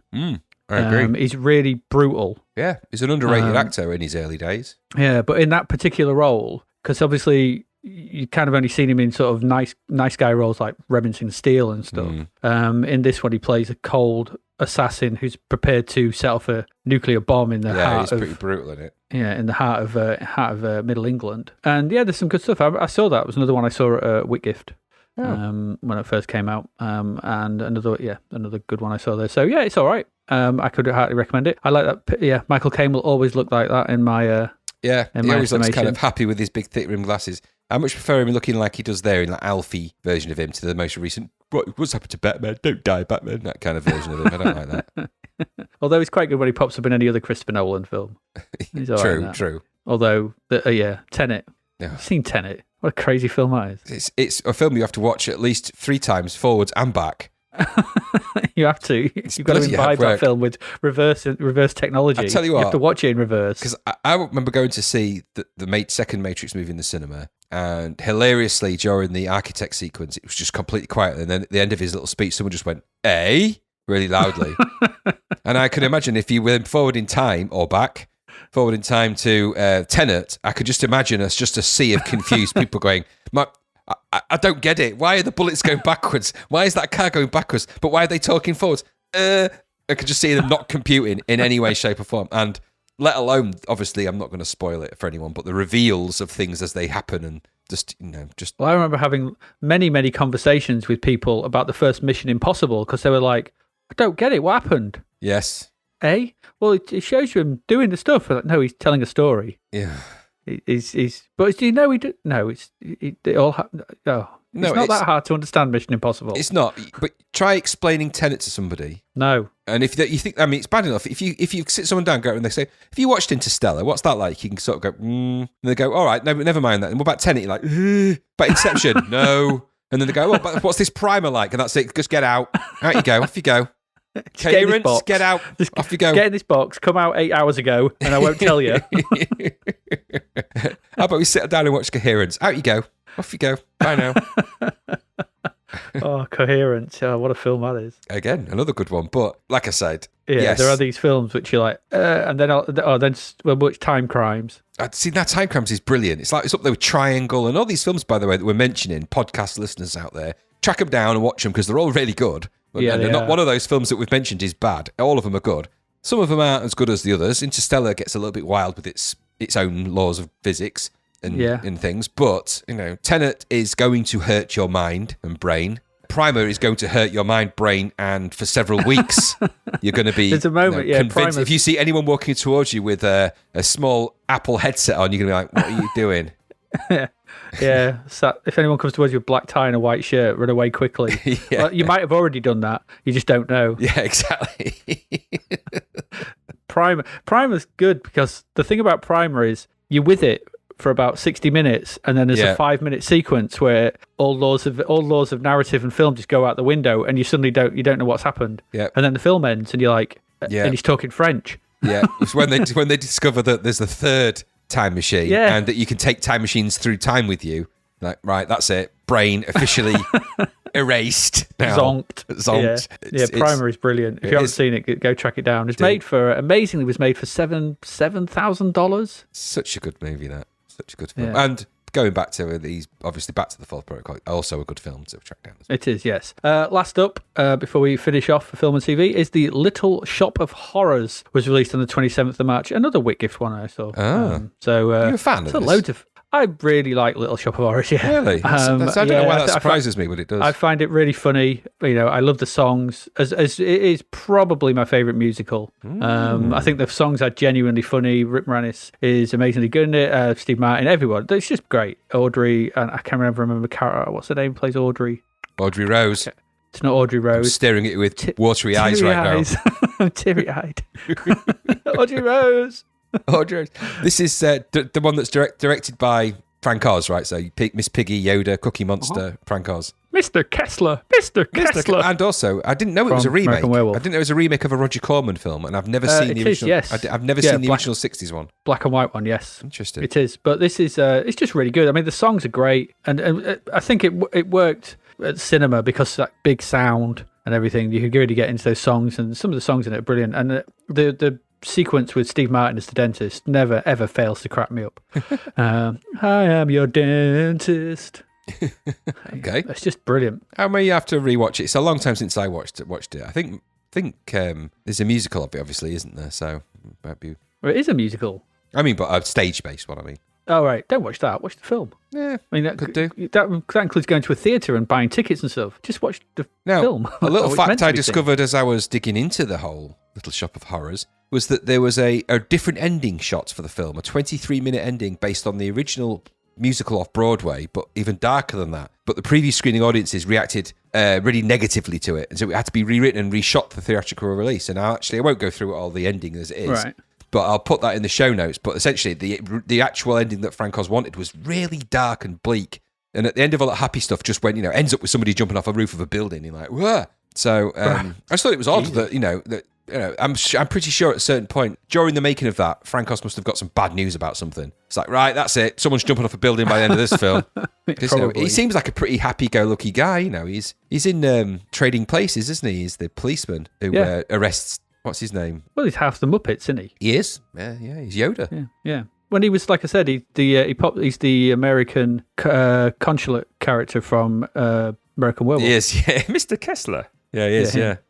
It was Ellen Green, by the way, who plays Ellen Audrey. Green, yes. That's who I was trying to think of. So there we go. That's some good stuff. It is. So what do we have? We had Elephant Man. We had some Intimate Contact. We watched some French and Saunders, and then Bob said Opportunity Knocks. He did. Then we watched Colour of Money, Stand By Me, Fourth Protocol, and rounded off with a bit of a sing-song in Little Shop of Horrors. There we go. So that's our film and TV for March 1987. We'll be back in a moment where we conclude this episode with our last batch of games. So please stick around.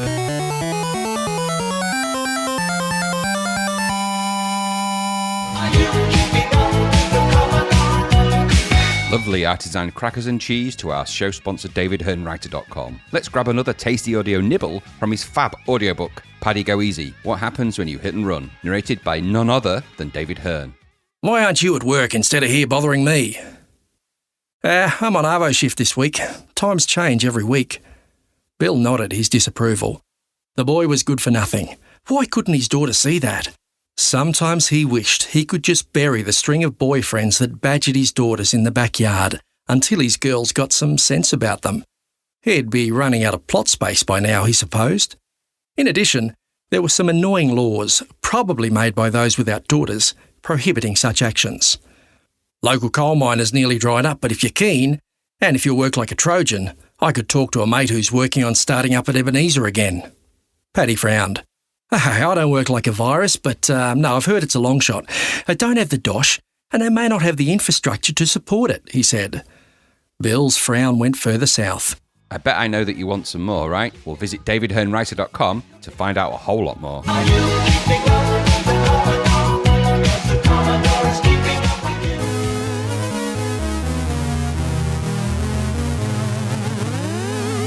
Okay, welcome back. We've got a few more games for you from, this is the middle section, isn't it? So our middle look at a load of games from March 1987. And we're kicking off with Nosferatu. Nosferatu the Vampire. Nosferatu. The Vampire.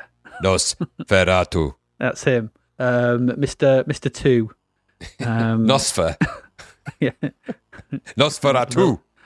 The late Desmond's brother. The Irish version be Nosferatu. And other Irish jokes will follow. That's all our Irish listeners have left. Thanks. Well done. Damn it. But maybe we can get some Romanian or Transylvanian listeners. Nosferatu. Not if you keep saying that, you won't. That? Right. No, that's true. Nosferatu the Vampire. This is a full price game. 19.95. We've got 88%. Winner. Wow. So we played a Dracula game recently, the text adventure. We did, yeah. Played that. Yeah, so this is our second encounter with the fanged undead. The fanged menace. Yeah. Yeah, bog off. Stop tapping at my window. Let me in. Let me in. No, bog off. You fanged idiot. Piss off. Absolutely. Piercing all the top of my milk bottles. Looking for blood milk or whatever you're doing. Which is not there. It's just milk. Just because it comes out of a cow, it's not blood. Go to a blood bank. But what we got here, we had a text version. What we have here is we meet the Count in the dreaded isometric 3D. Yeah, so this is an isometric 3D adventure. Strangely, like our previous encounter with the Count, this game is split into 3 parts. Unusual. And unfortunately, I can only speak of the first one as I never managed to get past it. So I don't know what happens in the other 2 parts. Same. I can tell you what goes on in them because I've looked into it, but I can't tell you if they're any good. Going on the first one, not sure. So the first part sees you playing as Jonathan Harker, and you're in the Count's castle. But what this is just basically it's your bog standard isometric single color 3D adventure. You know the type. You've seen them. Think Fairlight. Ah. Not the keyboard. The keyboard, Graham. Calm down. Just put down keyboard. your cross. Face the isometric master. Slowly put down your cross. Put down your cross slowly. Duissimo. Open the isometric window, Mark. Not that way. Push left to a not all left. Up and to the right. I can't get in. Every time I try and move, I just move off away from the window. I move along the side of the house. You can do nothing by pointing your cross that way. Absolutely, that is the isometric way. That means you worship the good. Your isometric cross isn't even cross-shaped. You fool. You got the angles all wrong. How can it work when it's 2 across and 1 up? That's a nerdy pixel joke. God, that is the nerdiest. That's niche. I mean, that's a nerdy pixel joke based on vampires. I mean, to be fair, though, it works in the context of the C64 version of Nosferatu being an isometric game. Yes, it does. It does indeed. And I actually applaud you for that. Not many people could bring those elements together to form any kind of joke, but you found a way. Just like life. It's like life. I found an isometric way. All right, so what we got here? Anyway, where was that? Yeah, Harker, you're in his Count's castle, and you have to recover the deeds to the property you have just sold him. That's a bad move. Shouldn't have given him. Because you realised he's a vampire. I mean, what gave it away? If you've seen the film, it's a giveaway. What gave if it he looks away? anything like he does in the film, if he looks like Count Orlok, then it just gives it away. It's just like... I like the idea of that. You look weird. You sure you're not a vampire? Give me the deeds. So, hang on a minute. It just hands them over and go, hang on. You look like a vampire. I have the deeds now. And I will hide them randomly in my house. You can wander around and be menaced by You'll never bats. find them. No. So you just realise he's a vampire, and what you realise then, if you've got a property of his own down in the town of Wismar, it'll be easy enough for him to move in and take over the town. So you leave. Well, it's actually, I've got in my head, it's because you're on your way back, aren't you? And then you realise he's a vampire. Yeah. It's like just putting the things together. It's like, drinks blood. Don't come out during the day. Sleeps in a coffin. Sleeps in a coffin, hangs upside down like a bat. What is he? It's on the tip of my tongue. He's got 3 nubile wenches that try to suck my nipple. What is he? What is he? Some kind of bat? Some kind of bear? What is he, a wolf? Some kind of vampire? Oh my God. Driver, turn this cart around. Looking through a book, he'd be going, what is he, daredevil, werewolf, flipping through a book. Oh, no, umpire. This is a cricket book. I love cricket. And then he'd be like, hang on a minute, wicked, stumps, they're like a steak. He doesn't like steaks. When I asked him if he liked steaks, he said no. Something wrong with that man. He's not a man. And he spoke in a vampire-y way and said, after everything. Absolutely. And his shadow was about 10 seconds behind him. Bloody Hank Marvin. Oh, Hank Marvin's Dracula. No, that is something. No, it's just a shadow. It's the shadow walking behind him. It's just his shadow all the time, yeah. Do-do-do-do-do-do. Get away. That was the giveaway. Anyway. So having realised his error, turns round and goes back. So you leg it back to the house and you then make your way in. You're just in. You wake up, you're in a bedroom. I don't know. Game starts, you're in a bedroom. And so, so basically the first part is then you've got to make your way around your house and you've got to find the deeds. They are somewhere in there, and this is just basic isometric stuff. The second part sees you, I didn't get to this part, so this is what I've read. So the second part is strange, sounds quite strange, because you play as both Harker, Van Helsing, and old Lucy, who the Count obviously has a bit of a hankering for, a Hank Marvining for. He does. And you've got to get the three of them to meet, I believe, is reading what I read. You mean gather in one place, not just to gather towards some kind of steak? Well, yeah. Well, you three, you need to meet. Meet double E. No.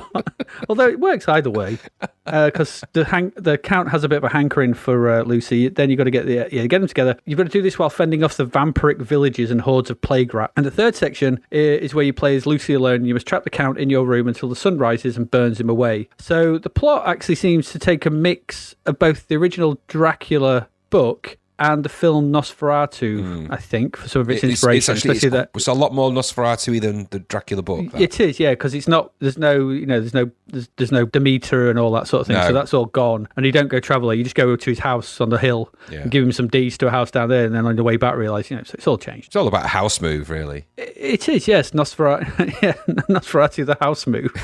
Not quite scary, although more stressful, having just moved house again. Yes, recently. So it's a 3D isometric adventure. And it's not amazingly fast, although they did quite say in the review, it's amazingly fast. Yeah. It's not. It's fast, like all these things. It's faster when you wander around. There's nothing else on screen. Yeah. It is faster than Fairlight, which isn't saying a lot. No, it's not. Because when I stay still, I'm faster than Fairlight. The opening section it's okay up to a point, but you just wander around rooms and you avoid spiders. You're searching things. You find stuff like candles, lamps, boots, a gun. Did you find these things? Yes. I found all these things. And somewhere the deeds, which you need to prevent the Count having his base in the second part. The deeds are randomly placed, so you need to explore the rooms. And it just sees you wandering about, randomly searching stuff. And as ever, there are issues, because of course there are. So it says in the instructions that you can press the fire button to fight, but I didn't ever seem to do anything. No, I just seemed to drop objects. Yeah. So it never seemed to work from anything. I got more. There was a bit where I just got into a big open room where these bats just mauled me. Yeah. And just basically, then the coffin comes up and you can go and eat stuff to get your health back, but it's such a chore to go and find some food because you can't carry food. The one thing you'd want to carry around with you, some health, you can't carry that around. Instead, you're just carrying some boots and a candle. Like, what? I don't understand any of this. There's dogs, spiders, whatever. You can't take any, I said you can't take any with you. It's very slow and tedious to sort of wander about because it's just annoying, because anytime you enter a room where there's other creatures, you all slow down, because of course you do. This sounds like there's some ideas here that are quite good. And I like some, I didn't get to the second part, but I quite like some of the design ideas in the way the game is constructed. But it just, this machine is just not up to doing 3D isometric games in an enjoyable way. I don't care what anyone says. And all too often you're at the mercy of the speed that the machine can run this at when 3 bats are attacking you and it just runs treacle speed and you just can't. There was a point where I tried to get into in that big room, the bats were attacking me. I went down one and there's a doorway under the sort of hall. You can just make it out. And I went to it, but a bat got between me and the door and that was it. It just killed me slowly, because the bat wouldn't move out the bloody way and I couldn't do anything to kill it. And so I just found it really dull. I also didn't like the way that rooms were bigger than was thing, and there was not always an indicator that you could just go down. Yes.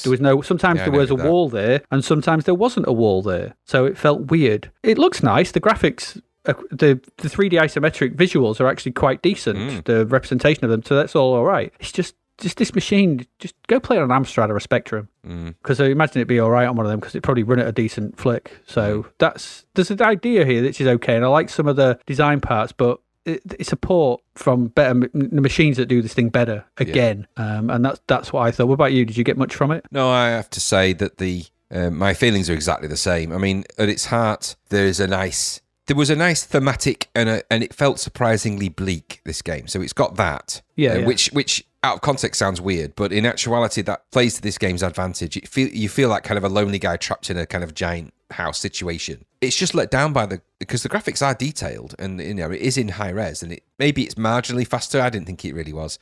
For me, it felt that it suffered the same problem all of these isometric games from, which is exactly as you describe. The minute you get one or two enemies on the screen with you, if they're a hindrance to your energy, you're going to die from them unless you are adept at somehow avoiding them, which in a way that I simply wasn't. I just couldn't really get anywhere. I found that the objects you picked up were obtuse. Now, I found a gun. I thought, oh, that's great, but is that going to work against the vampire? Am I going to run into one? I couldn't shoot it anyway. I'm not sure what I'm supposed to do with a lamp. I'm just like, well, I don't know. I just found myself slowly trundling through a series of rooms. Like you say, sometimes discovering rooms that I didn't even know were there because of the nature of the way that isometric is laid out and drawn. A map would have been gold. I think later there'll be one, and there's bound to be somebody who'll map this and put it in Zap. And when that happens, maybe the game then becomes something that you can actually sort of navigate your way around and stuff. You need patience for same with these games, and I just don't have it. I don't have the patience. As soon as you start getting attacked and it starts to really slow down to the kind of really slow frames, not even frames per second, it just slows down to the point when it becomes unplayable. I think I lose interest. I lose interest in them. And there's not a lot else happening in this game. In that first level, if you're not picking up candlesticks and moving them around from room to room and just getting periodically tapped by bats or spiders, there's not a lot else in it. I know that Nosferatu can turn up at some point and probably does. He never did when I was playing it. I think it was dead long before I even had an opportunity. So yeah, because there is like a day-night cycle thing, and some of the rooms sort of change colour every now and again, I think, but I could never quite... I think it's to do with the sort of stage of the evening, so obviously in the night time, Nosferatu's, bound to be up and about doing what he does. I just found that... Hanging from the ceiling, giving himself away as a vampire. I just found myself surprised it got 88% as a full price isometric. And again, I have no love for these types of games. I really want to like them. And this one is at least thematically interesting. And the premise of it is nice. And it has nice little touches like that. The music, by the way, is so annoying. I turned it off within... Thankfully, you can turn it off because that in-game music is just so repetitive and annoying. Yeah. I was like, oh, thank God you can... But if you turn it off, it's borderline... It's just silence with the occasional noise when you hit a bat. So I don't know whether that's better or worse, or it's just...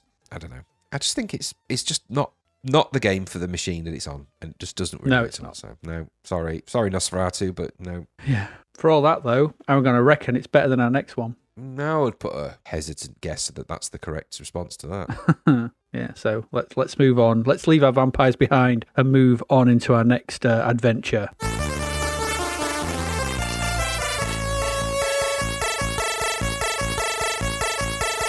So, Graham, are you a dandy highwayman? Can you tell us all? Can you tell us all about the thing that is Dandy? Right. Okay. So, Dandy is a C64 game released by our happy friends at Electric Dreams. Now, they're a real hit and miss bunch, Electric Dreams, and we're going to discover this over the next few episodes of the podcast, that there's some real weird stuff that they do. Anyway, this is by Electric Dreams. Now, they famously lost the Gauntlet franchise to US Gold. So, US Gold got the Gauntlet franchise, Electric Dreams didn't. And there's no ifs and or buts. This game is basically Gauntlet. It's different graphics, but it's Gauntlet. But in actuality, this is an original Atari game created by John Palovich, and it was actually a forerunner to Gauntlet. So Dandy, if you go all the way back to the Atari, I'm not sure if it was which Atari system it's on, but let's just bracket them as Atari. Dandy was a game that was a dungeon crawler where you could play as either Thor or Sheba. You have to escape the dungeon. You are under constant attack. It had in the original Atari, whatever, it had 4 simultaneous players. You're in you have to collect keys and food and potions. It's Gauntlet. So Gauntlet was clearly based on Dandy, and Dandy, by the way, is actually D&D. So it's meant to be like a Dungeons and Dragons thing, and its original thing. Just go with it. So all right. All that said. So Electric Dreams came along and got the license for Dandy. Their plan was to release this on Spectrum, C64, and Amstrad. Because they didn't get Gauntlet, I think. So they thought, right, if we'll go to the source like he does in the Matrix. We'll go to the source, fine. And this was originally going to be released as a game called Dauntless, but they didn't release it as that. They released it as Dandy. So what you end up with, after all of that hyperbole, is a flick screen, weirdly drawn and uninspiring Gauntlet alike. Because Gauntlet's already out, this game is pointless. So it offers so little on top of what Gauntlet does. It's like Gauntlet, but in really bad clothes that don't fit and don't work. The idea of it being flick screen is A, stupid, and B, not as good as either Gauntlet Druid or any of the other games, including the 1983 Atari game, which was, by the way, scrolling, not flick screen. So they actually made an 83 game worse, which seems counterproductive if you're going to release something to compete with Gauntlet. Don't make the original worse than the one you're ripping off. So I thought this was dreadful in every way. The graphics are unclear, bitty. I find it difficult to play. You kind of scuttle around more than animate. And the sounds are truly dreadful. So as Gauntlet games go, this should not have been a crap Gauntlet variant, because this is the game that Gauntlet was based upon. But somehow Electric Dreams found a way to make a game worse than its games that copied it. And that takes some doing. I think a slow golf clap for their achievement there. You found the original of the game and you made it worse. Well done. This shouldn't have been released. And from what I can gather, Zapped felt... In fact, the Zapped review, when I read it, they didn't sort of have that interpretation. They were just like, oh, it's just another Gauntlet ripoff and it's crap. But knowing all of that other stuff, that this is actually the game that Gauntlet fundamentally was based upon, makes it even worse for me. So I would have given this, knowing that, this is in the 4 or 5%. This is just shockingly bad. And it's $9.99, so you know what? Take your finger out and stick it where the sun don't shine, because that's not happening. It's not good. No. Did you like it? No. Awful flick screen Gauntlet style crap. Yeah, that's on the box. There's a picture of me saying it. And I'm not looking happy. £10 for this. I know we go on about, it's 2022. It doesn't matter. It's but money's £10 money. For this. Bloody hell. No. 15 levels. Same price as the official Gauntlet. No. Which, whilst it wasn't brilliant, really did show this up for the pile of crap that it is. Yep. This is awful. It's slow, boring, and ugly. The graphics are horrible. Horrible. They really are bad. Mishmash of colours and shapes. I couldn't tell what was what. I didn't know what anything was. Just black sprites on a green and blue background with the odd bit of yellow, and the sound is dire, with just a few bleeps and bloops now and again. I don't know if there's any music. I couldn't hear any. The level design is annoying, and I found myself once again running out of sodding keys to open doors. Yeah. This, I'm not going to say much more. This is terrible. Well, I put it's a cash-in on the Gauntlet hype train. I know it came through, but it's, it's on the back of Gauntlets. It's not beating around the bush. It should never have seen the light of day. Awful game. Just dreadful. Terrible. Storm was better than this, and that tells you how bad it is. Storm was better than this. At least Storm had the decency to be £2. Yeah. If you're going to buy a flick screen Gauntlet thing, then buy Storm. No. Because at least £2, you're not going to cry too much over £2. You spend £10 on this. Jesus. It's shocking. You're going to question your life choices. A bloody Electric Dreams. Yeah. Beer Billy Burt's Brewbiz. Was better. Yeah. Yes. That's it. There you go. Dandy. Crap. Absolute crap, yeah. Awful. Let's move on quickly, unlike that game.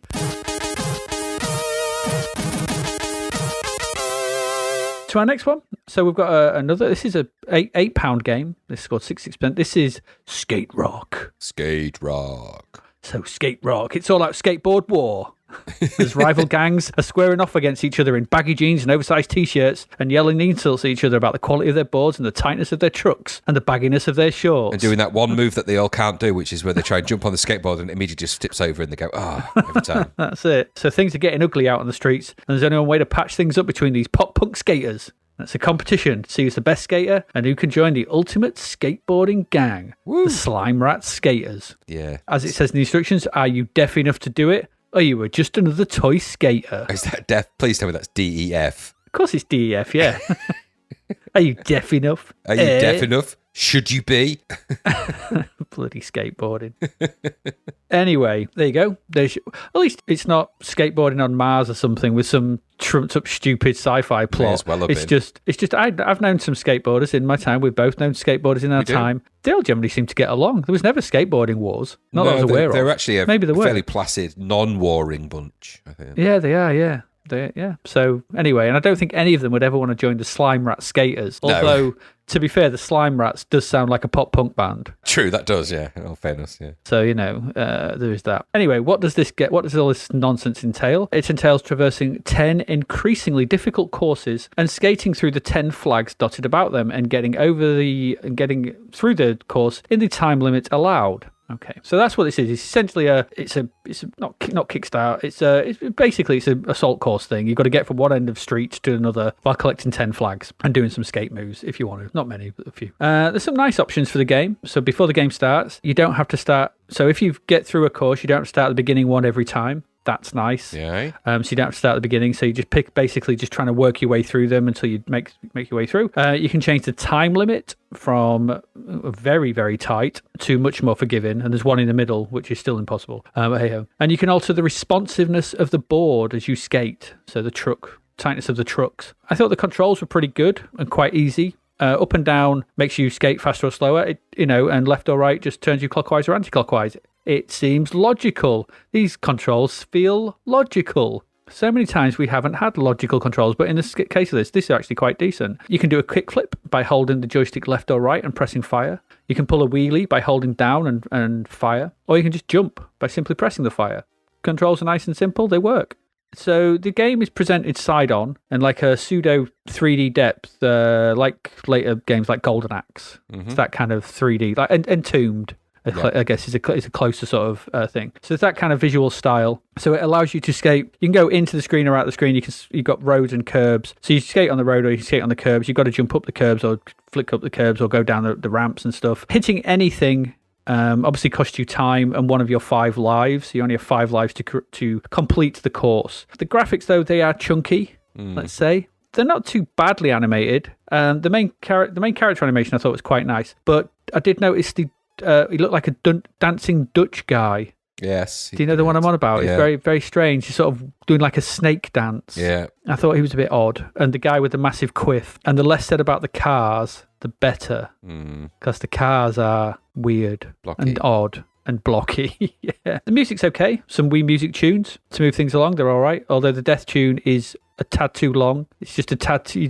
Because you will die a lot. You will fail. Long, It's just a bit too long and you want to get back into it. There are hazards to avoid, like I said, like the dancing Dutch guy. There's pedestrians, cars, both moving and parked. There's dogs and even a remote-controlled aeroplane at one point I got menaced by. So you complete a level if you get all the flags. The flags are, both on the road and on the pavement. So you've got to flick between the pair of them and try and control it and get through it. If you complete it all in the time, get to the end, you get to the next level and the levels ramp up from there. So, and they add extra mechanics and stuff in. So you see ramps and more hazards across the roads and things like that. I thought this was actually okay as a game. I didn't actually mind this. I think £8 is perhaps a little steep. This would have made, for me, a great budget game. There's a really good a budget game. I'm not sure if it's £8 worth. I don't know. 10 levels. It's hard, but there's I think there's quite a lot of work in this and a lot of some nice touches. It's really hard on the lower time levels because you've got to get an almost perfect run, and it's very tricky to know sometimes if you'll jump and if you'll survive, or sometimes I get fallen off. I didn't know if I was supposed to do something. £8 may be a little steep. It reminded me of Paperboy. Yes, I've noted the exact same thing. For some reason, I think even though the view is not the same, I think it's the urban environment. Yeah, and you're riding along on wheels, and there's things to avoid. It felt very kind of similar in that Paperboy style. I just think, at £2, this would have been a steal. So I think there would have been a really good budget title here. And because there's challenge to be had in mastering the courses and doing, if you're really going to go for it and try and doing them in the hardest time limit, it's really, really tricky. You've really got to learn them and do them quite well. But, but I like the fact that you can just coast through them at the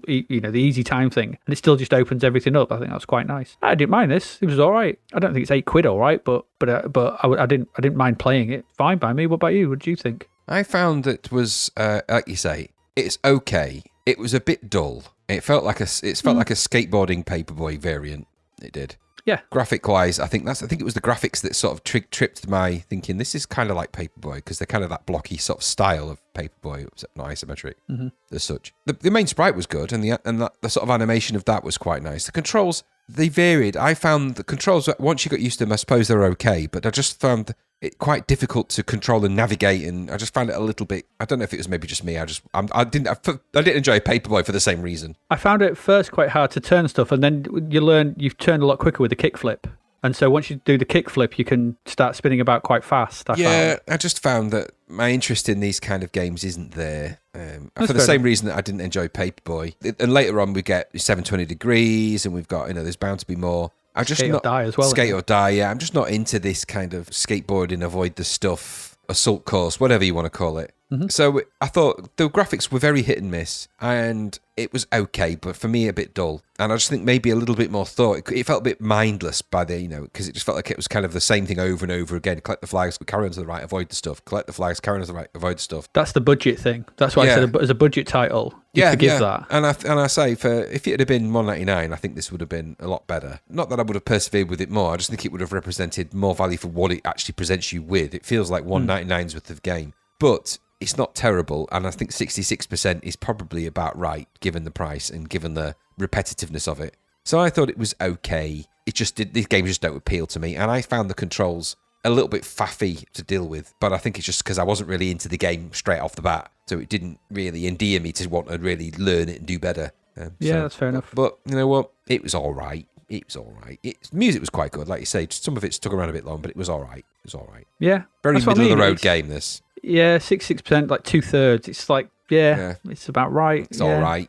Yeah. Yeah, it's a bit of fun. It's not going to offend you. It's worth replaying if you get a minute and you're out there listening. It's worth replaying Skate Rock just to give yourself because it's better than Paperboy. That's saying something. Yes, it is better than Paperboy. Yes, more to do. Yeah, more yeah. Interesting. And it doesn't feel like Paperboy. You could see the hazards coming. In this, they do feel a bit more spontaneous, and that is quite good. That is to its credit. Yeah, it is. There we go. Skate Rock. So I don't think we were quite deaf enough for that one, but maybe not. I know, I definitely wasn't. Anyway, no, we definitely were not. Let's move along then.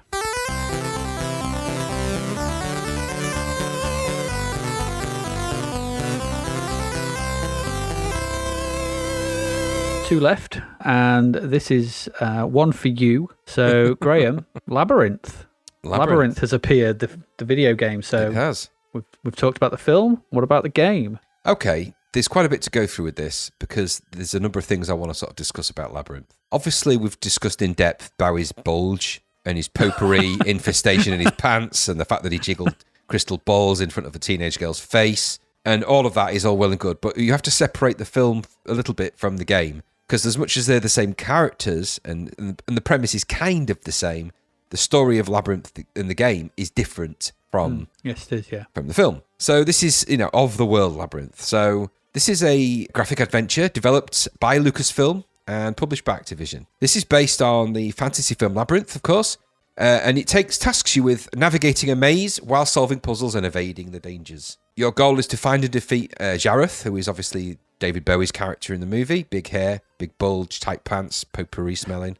Within 13 real-time hours. So you've got 13 real-time hours in this to work your way through the labyrinth to get to Jareth and to sort him out. If you don't escape the labyrinth in those 13 hours, then you're in the labyrinth forever. So you actually start this game by inputting your name, your gender, and your favourite colour. And then you choose a save slot, because you can save this game. Important that. Now, I'm going to come back to some of the issues and things and some of the workarounds. I'm just going to go through the mainstay of this. So I think it's sort of the actual choices you make at that point do actually generate the kind of colour and the look and feel of your character. So you get short black hair or long hair, and I think it changes the colour of your jumper and the sprite that you play later on in the game. So you start in this game it actually starts as kind of a text adventure, but you have this like what they call the word wheel. So it comes up with a text, and it's unlike other games where you might type in things, commands like adventure games, a bit like Dracula, type in go west, go north.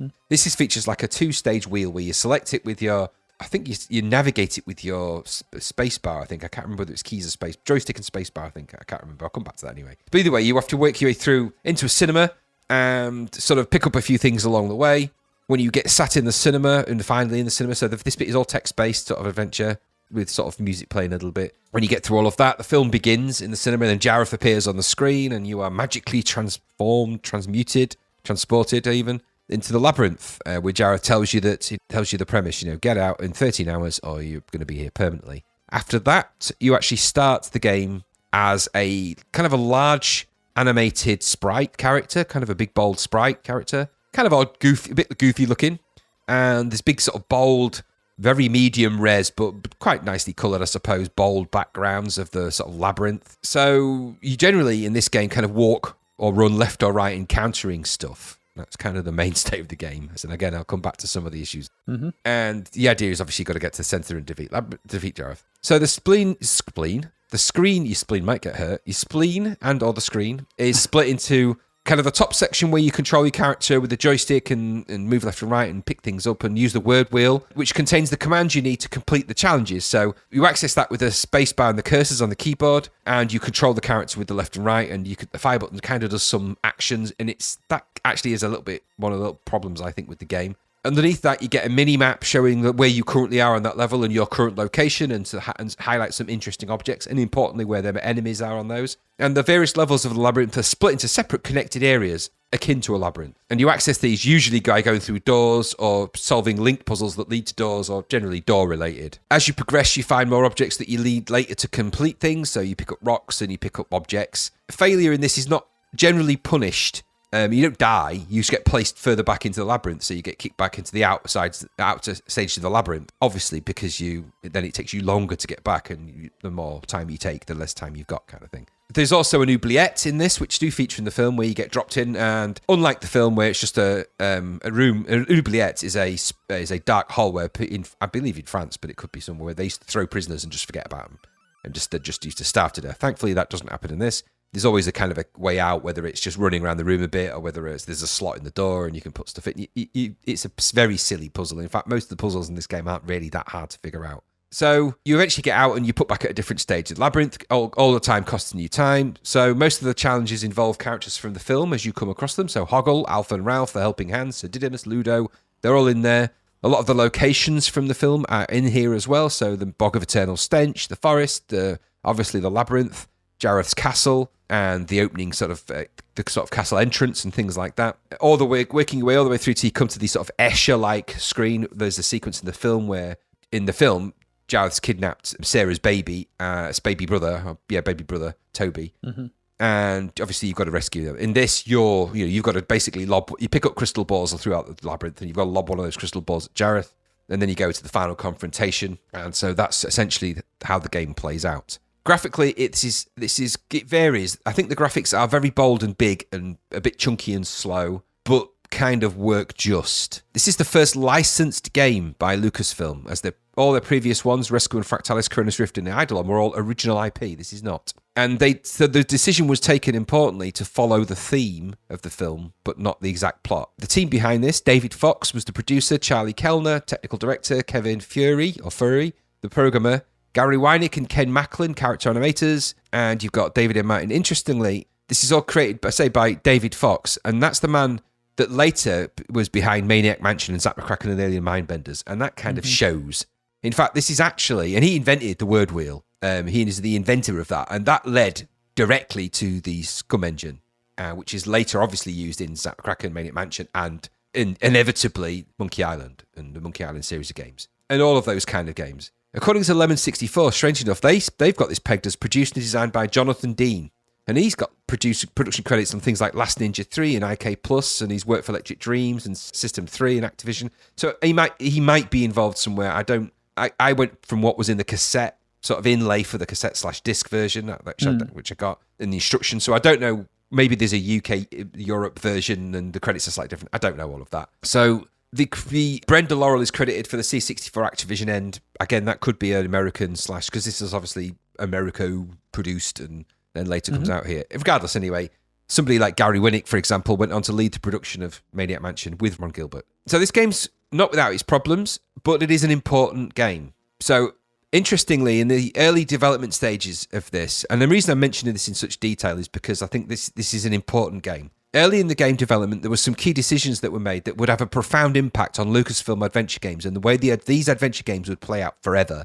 So aside from the word wheel, which we've already discussed, which is used for the first time in Labyrinth, it meant that you weren't wasting time entering arbitrary word commands like you would in other text adventures, which meant that you could get on with the action. And so they could focus on making the game less about you having lots of text responses and more about fun. Early in the production of this, the entire development team went to the UK and spent an entire week with Douglas Adams. He is responsible, indirectly or directly, for a large percentage of the funny, quirkier dialogue and characters and the interplay that happens in Labyrinth in the game. And that remains in the game. And that thematic of having characters that could joke with each other and not take it too seriously is a thematic that stuck with Lucasfilm games from this moment forth forever. So Douglas Adams was quite an influential, obviously that's the same Douglas Adams, Hitchhiker's Guide to the Galaxy Douglas Adams, that's him. So he's worked with this team to create this kind of vibe. And in fact, the opening sequence where you're actually outside the cinema and go in the cinema and all that. That's Douglas Adams. He invented that bit. That was his idea, and he wanted to keep that in. Now, the issues with Labyrinth, aside from all of that amazing stuff, so it's an important game because of all of that, but there's the actual game itself. Well, it's not without problems, is it? The loading on this, I can only imagine the loading on the C64 tape must have been horrible because it's bad. I couldn't get because we actually had a cartridge type version, didn't we, in our little list, but I couldn't get that to work on my version of the emulator, so I had to divert to the disc version. Oh, could you not? No. So I got it working fine. It just came up with like a freeze error. So I had to divert to a disc version. I can tell you that it was slow and a bit monotonous and a bit, crunchy in terms of disc loading times. And that's on an emulator. I can imagine the tape for this would have been horrific.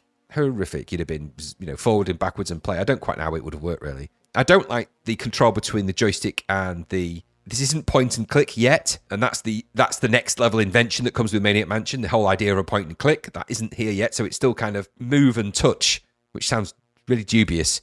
The graphics are bold and blocky and generally work, and some of the backgrounds are nice, but the speed inhibits your enjoyment of this game because it plods. When you're running, it plods, and you have to... And a lot of the game is spent running away from something to dive into a doorway. That's kind of the mainstay of this game, which means it's a bit dull. Now, again... It is a direct descendant and influence upon some of the greatest point-and-click adventures of all time. But if you take that aside and just take this game for what it is, I can see why Zapped gave it 50%. I think it may be a little bit harsh, given that some of the things are important in it, but they wouldn't necessarily have known that at the time. If you take it at its value, the loading of this is chunky, slow, it's laborious. I think over time, the more time you spend in the Labyrinth, the less fun you're having. And the puzzles are so daft that they don't really require you to do anything other than figure them out really simply or pick something up or put something in a slot. There's no real puzzles to solve. And even the Alf and Ralph puzzle, it's in the film, which is an actual, like a riddle. They don't even do that, which seems odd that they would just, you just more or less stumble through this game by accident until you get to the end. It's not really fun.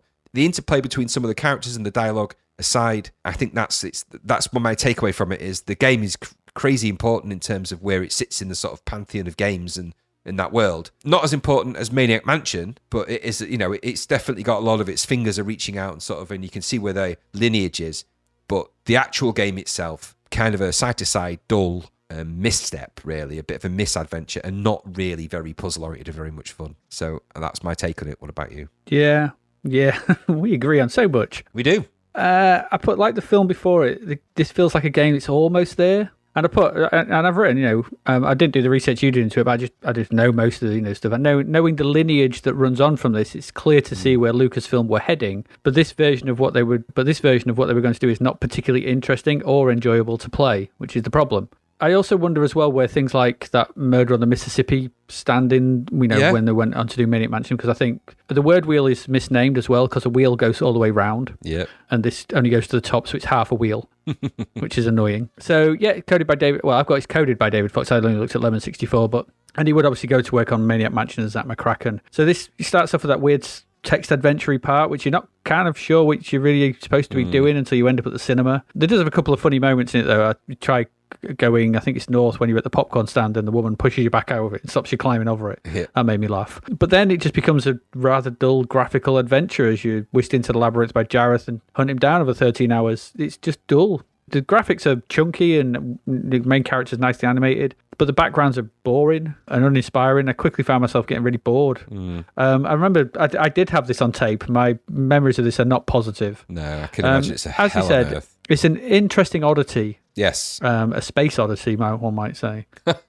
but nothing more than a clear stepping stone to what will come later. This is the nation scum engine, point and click stuff, but it ain't there yet. No. And it's tied to a not particularly very interesting film that we didn't, on revisit doesn't particularly stand up particularly well. And it's all just a bit, they're waiting for that spark, which I know you're much more a fan of the Maniac Mansion, Zach McCracken, than probably I am, but I know of how important they are in certain circles and what they lead to and things like that. But this just feels just a bit boring, and that's my takeaway from it. I just found it dull. Yeah, just a bit like the film, really. It's don't know. It wants to be something that it's not quite there. Yeah, as much as it's not great. It's a necessary game because all of the mistakes that they learned from this one, they didn't take into Maniac Mansion with them. Yeah, absolutely. And Yes, so, it's I important. thank It's it for that important when you alone. look at those. Yeah, if it's important from a historical looking at it and seeing where it would go, and how it fits into the pantheon of a certain genre of games that would come along. This is the bridging of text adventures with more point and clicky type adventures. So this is one of those stepping stone bridges between the two. So it is important in that respect, but it's neither one thing nor the other. Not yet. Yeah, it's not quite there yet. Doesn't quite work. So it doesn't work really as a text adventure, and it doesn't work as a graphic text point and click adventure. So there we go. Labyrinth. I think 50% is about bang on because it's just neither one thing nor the other. But there you go. Let's move on. This is our last game for this week. See what that is.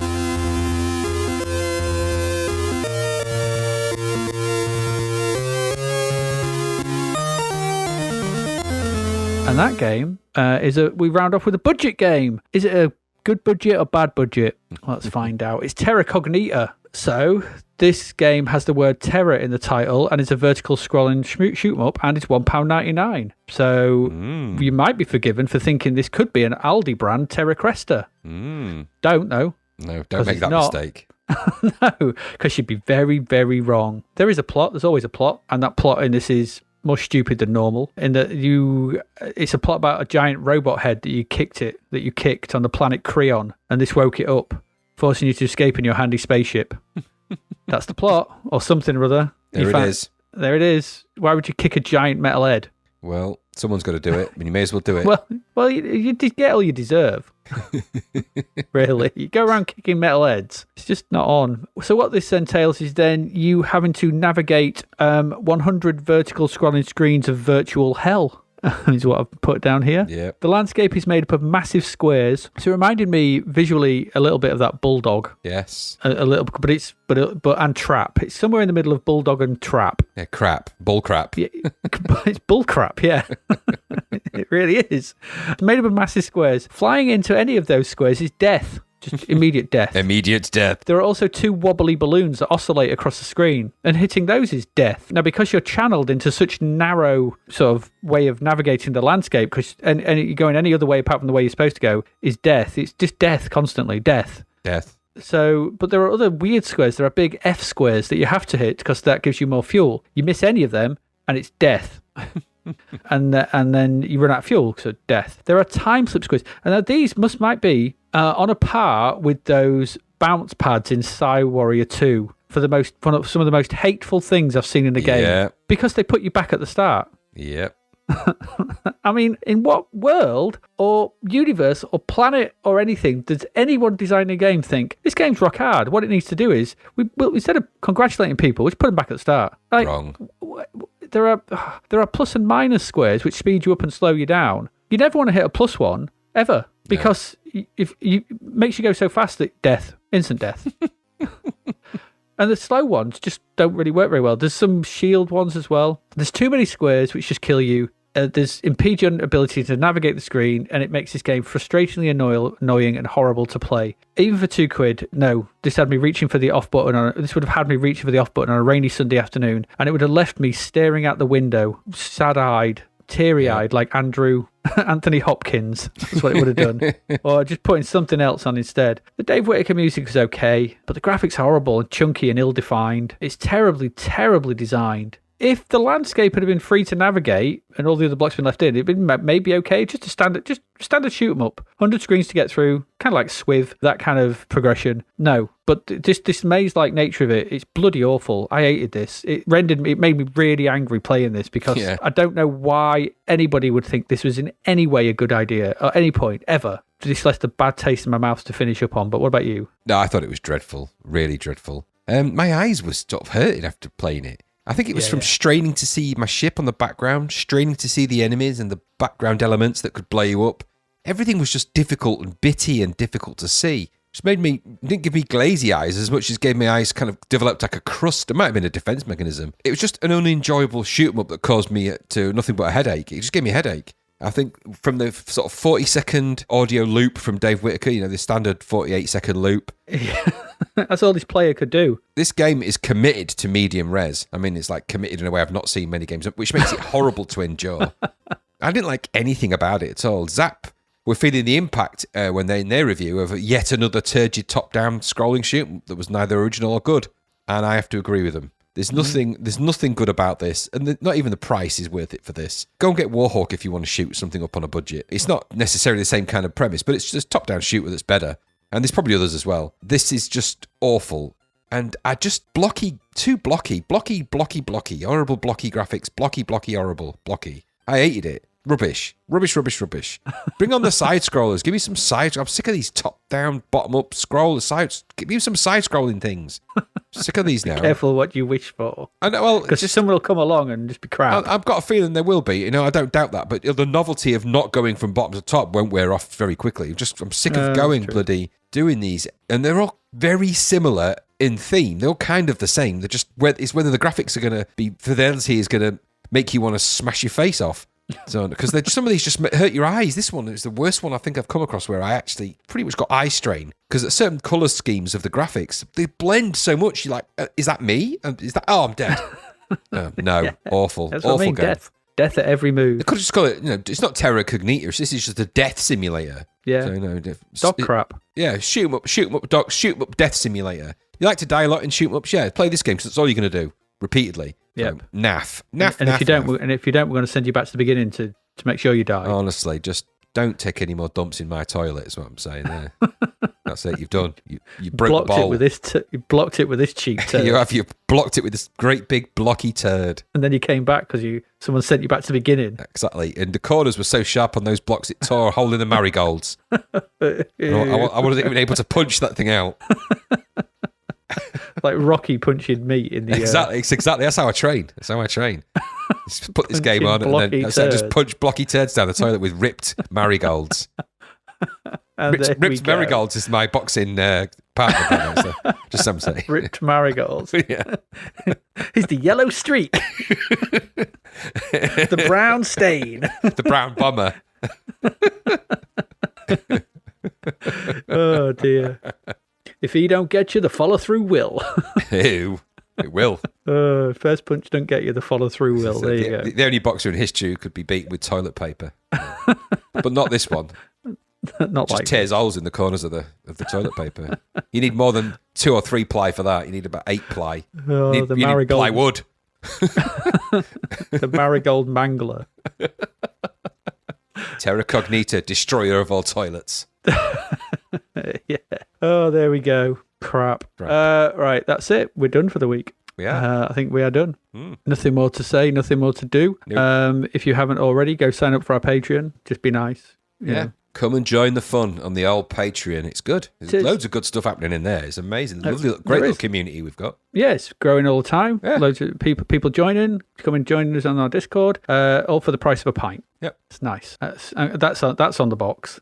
It is on the box. That should be on the box. But all right, okay, apart from that, let's wrap up this week. What did we look at? We looked at Erebus, which was all right, quite liked. It was okay. We looked at Olli and Lissa, which we didn't like. Terror of the Deep, which we were disappointed in, I think. Could have been worse. We looked at the horrible duo of Peter Shilton's Handball, Maradona and Agent Orange. So bad. Which are just so bad and poorly named and anger-inducing that I don't want to talk about them any more than that. We looked at Nosferatu the Vampire, about a man coming to terms with realising he's just sold the house to a vampire on his way home. Which is strange. Sums it up. Hangs from the ceiling, sleeps in a coffin. And his teeth were more fangy than usual. The last time I met him, he was less fangy. And he had no reflection of any kind.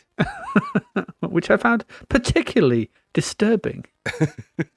Then we looked at the crap D&D, or Dandy. The weirdly antagonistic world of skateboarding in Skate Rock. The important, for many reasons, but not particularly interesting game, the Labyrinth. And finally, the bog blocker that was Terra Cognita. So I believe on that, it's not been a good week of games, has it? No. That's a poor showing. On that note, I think we need to sign off. So as ever, I have been Adrian Mills. And I have been Graham Raddings. And you have been listening to Zapped to the Past, and we will see you again next week. Goodbye. Thank you for listening to the Zapped to the Past podcast. We hope you enjoyed our deep dive into the world of Commodore 64 games, as well as the music, films and TV from around the 1980s, driven, of course, by the issue of Zap 64 magazine published at that time. We will return with a whole new batch of games and stuff to talk about next week. Until then, if you want to listen to or download previous episodes of Zapped to the Past, and why wouldn't you, they can all be found on our website at zappedtothepast.com, as well as being available on Podbean, Apple Podcasts, Google Podcasts, Spotify, Deezer, Audible, Player FM, and, well, pretty much anywhere where we can upload them. By the way, we do always love to hear from our amazing listeners, so if you'd like to contact us about anything in the podcast or beyond, you can do so by emailing us at zappedtothepast@gmail.com. We're also active on Twitter under @ZapToThe, as well as Facebook, Instagram, and most social media platforms. Just search for Zapped to the Past and you'll find us. Oh, and if you like the podcast and what we're doing, please do like, share, review, rate us. It really helps. Something, apparently. The Zapped to the Past podcast is written and produced by Adrian Mills and Graham Raddings, and recorded at Flaky Bits 2.0 Studio. All opinions expressed are those of the writers, and while we indeed love Zap64 magazine, the Zapped to the Past podcast is not affiliated with it in any way. Stay safe, see you next time, and remember, we play these games so you don't have to.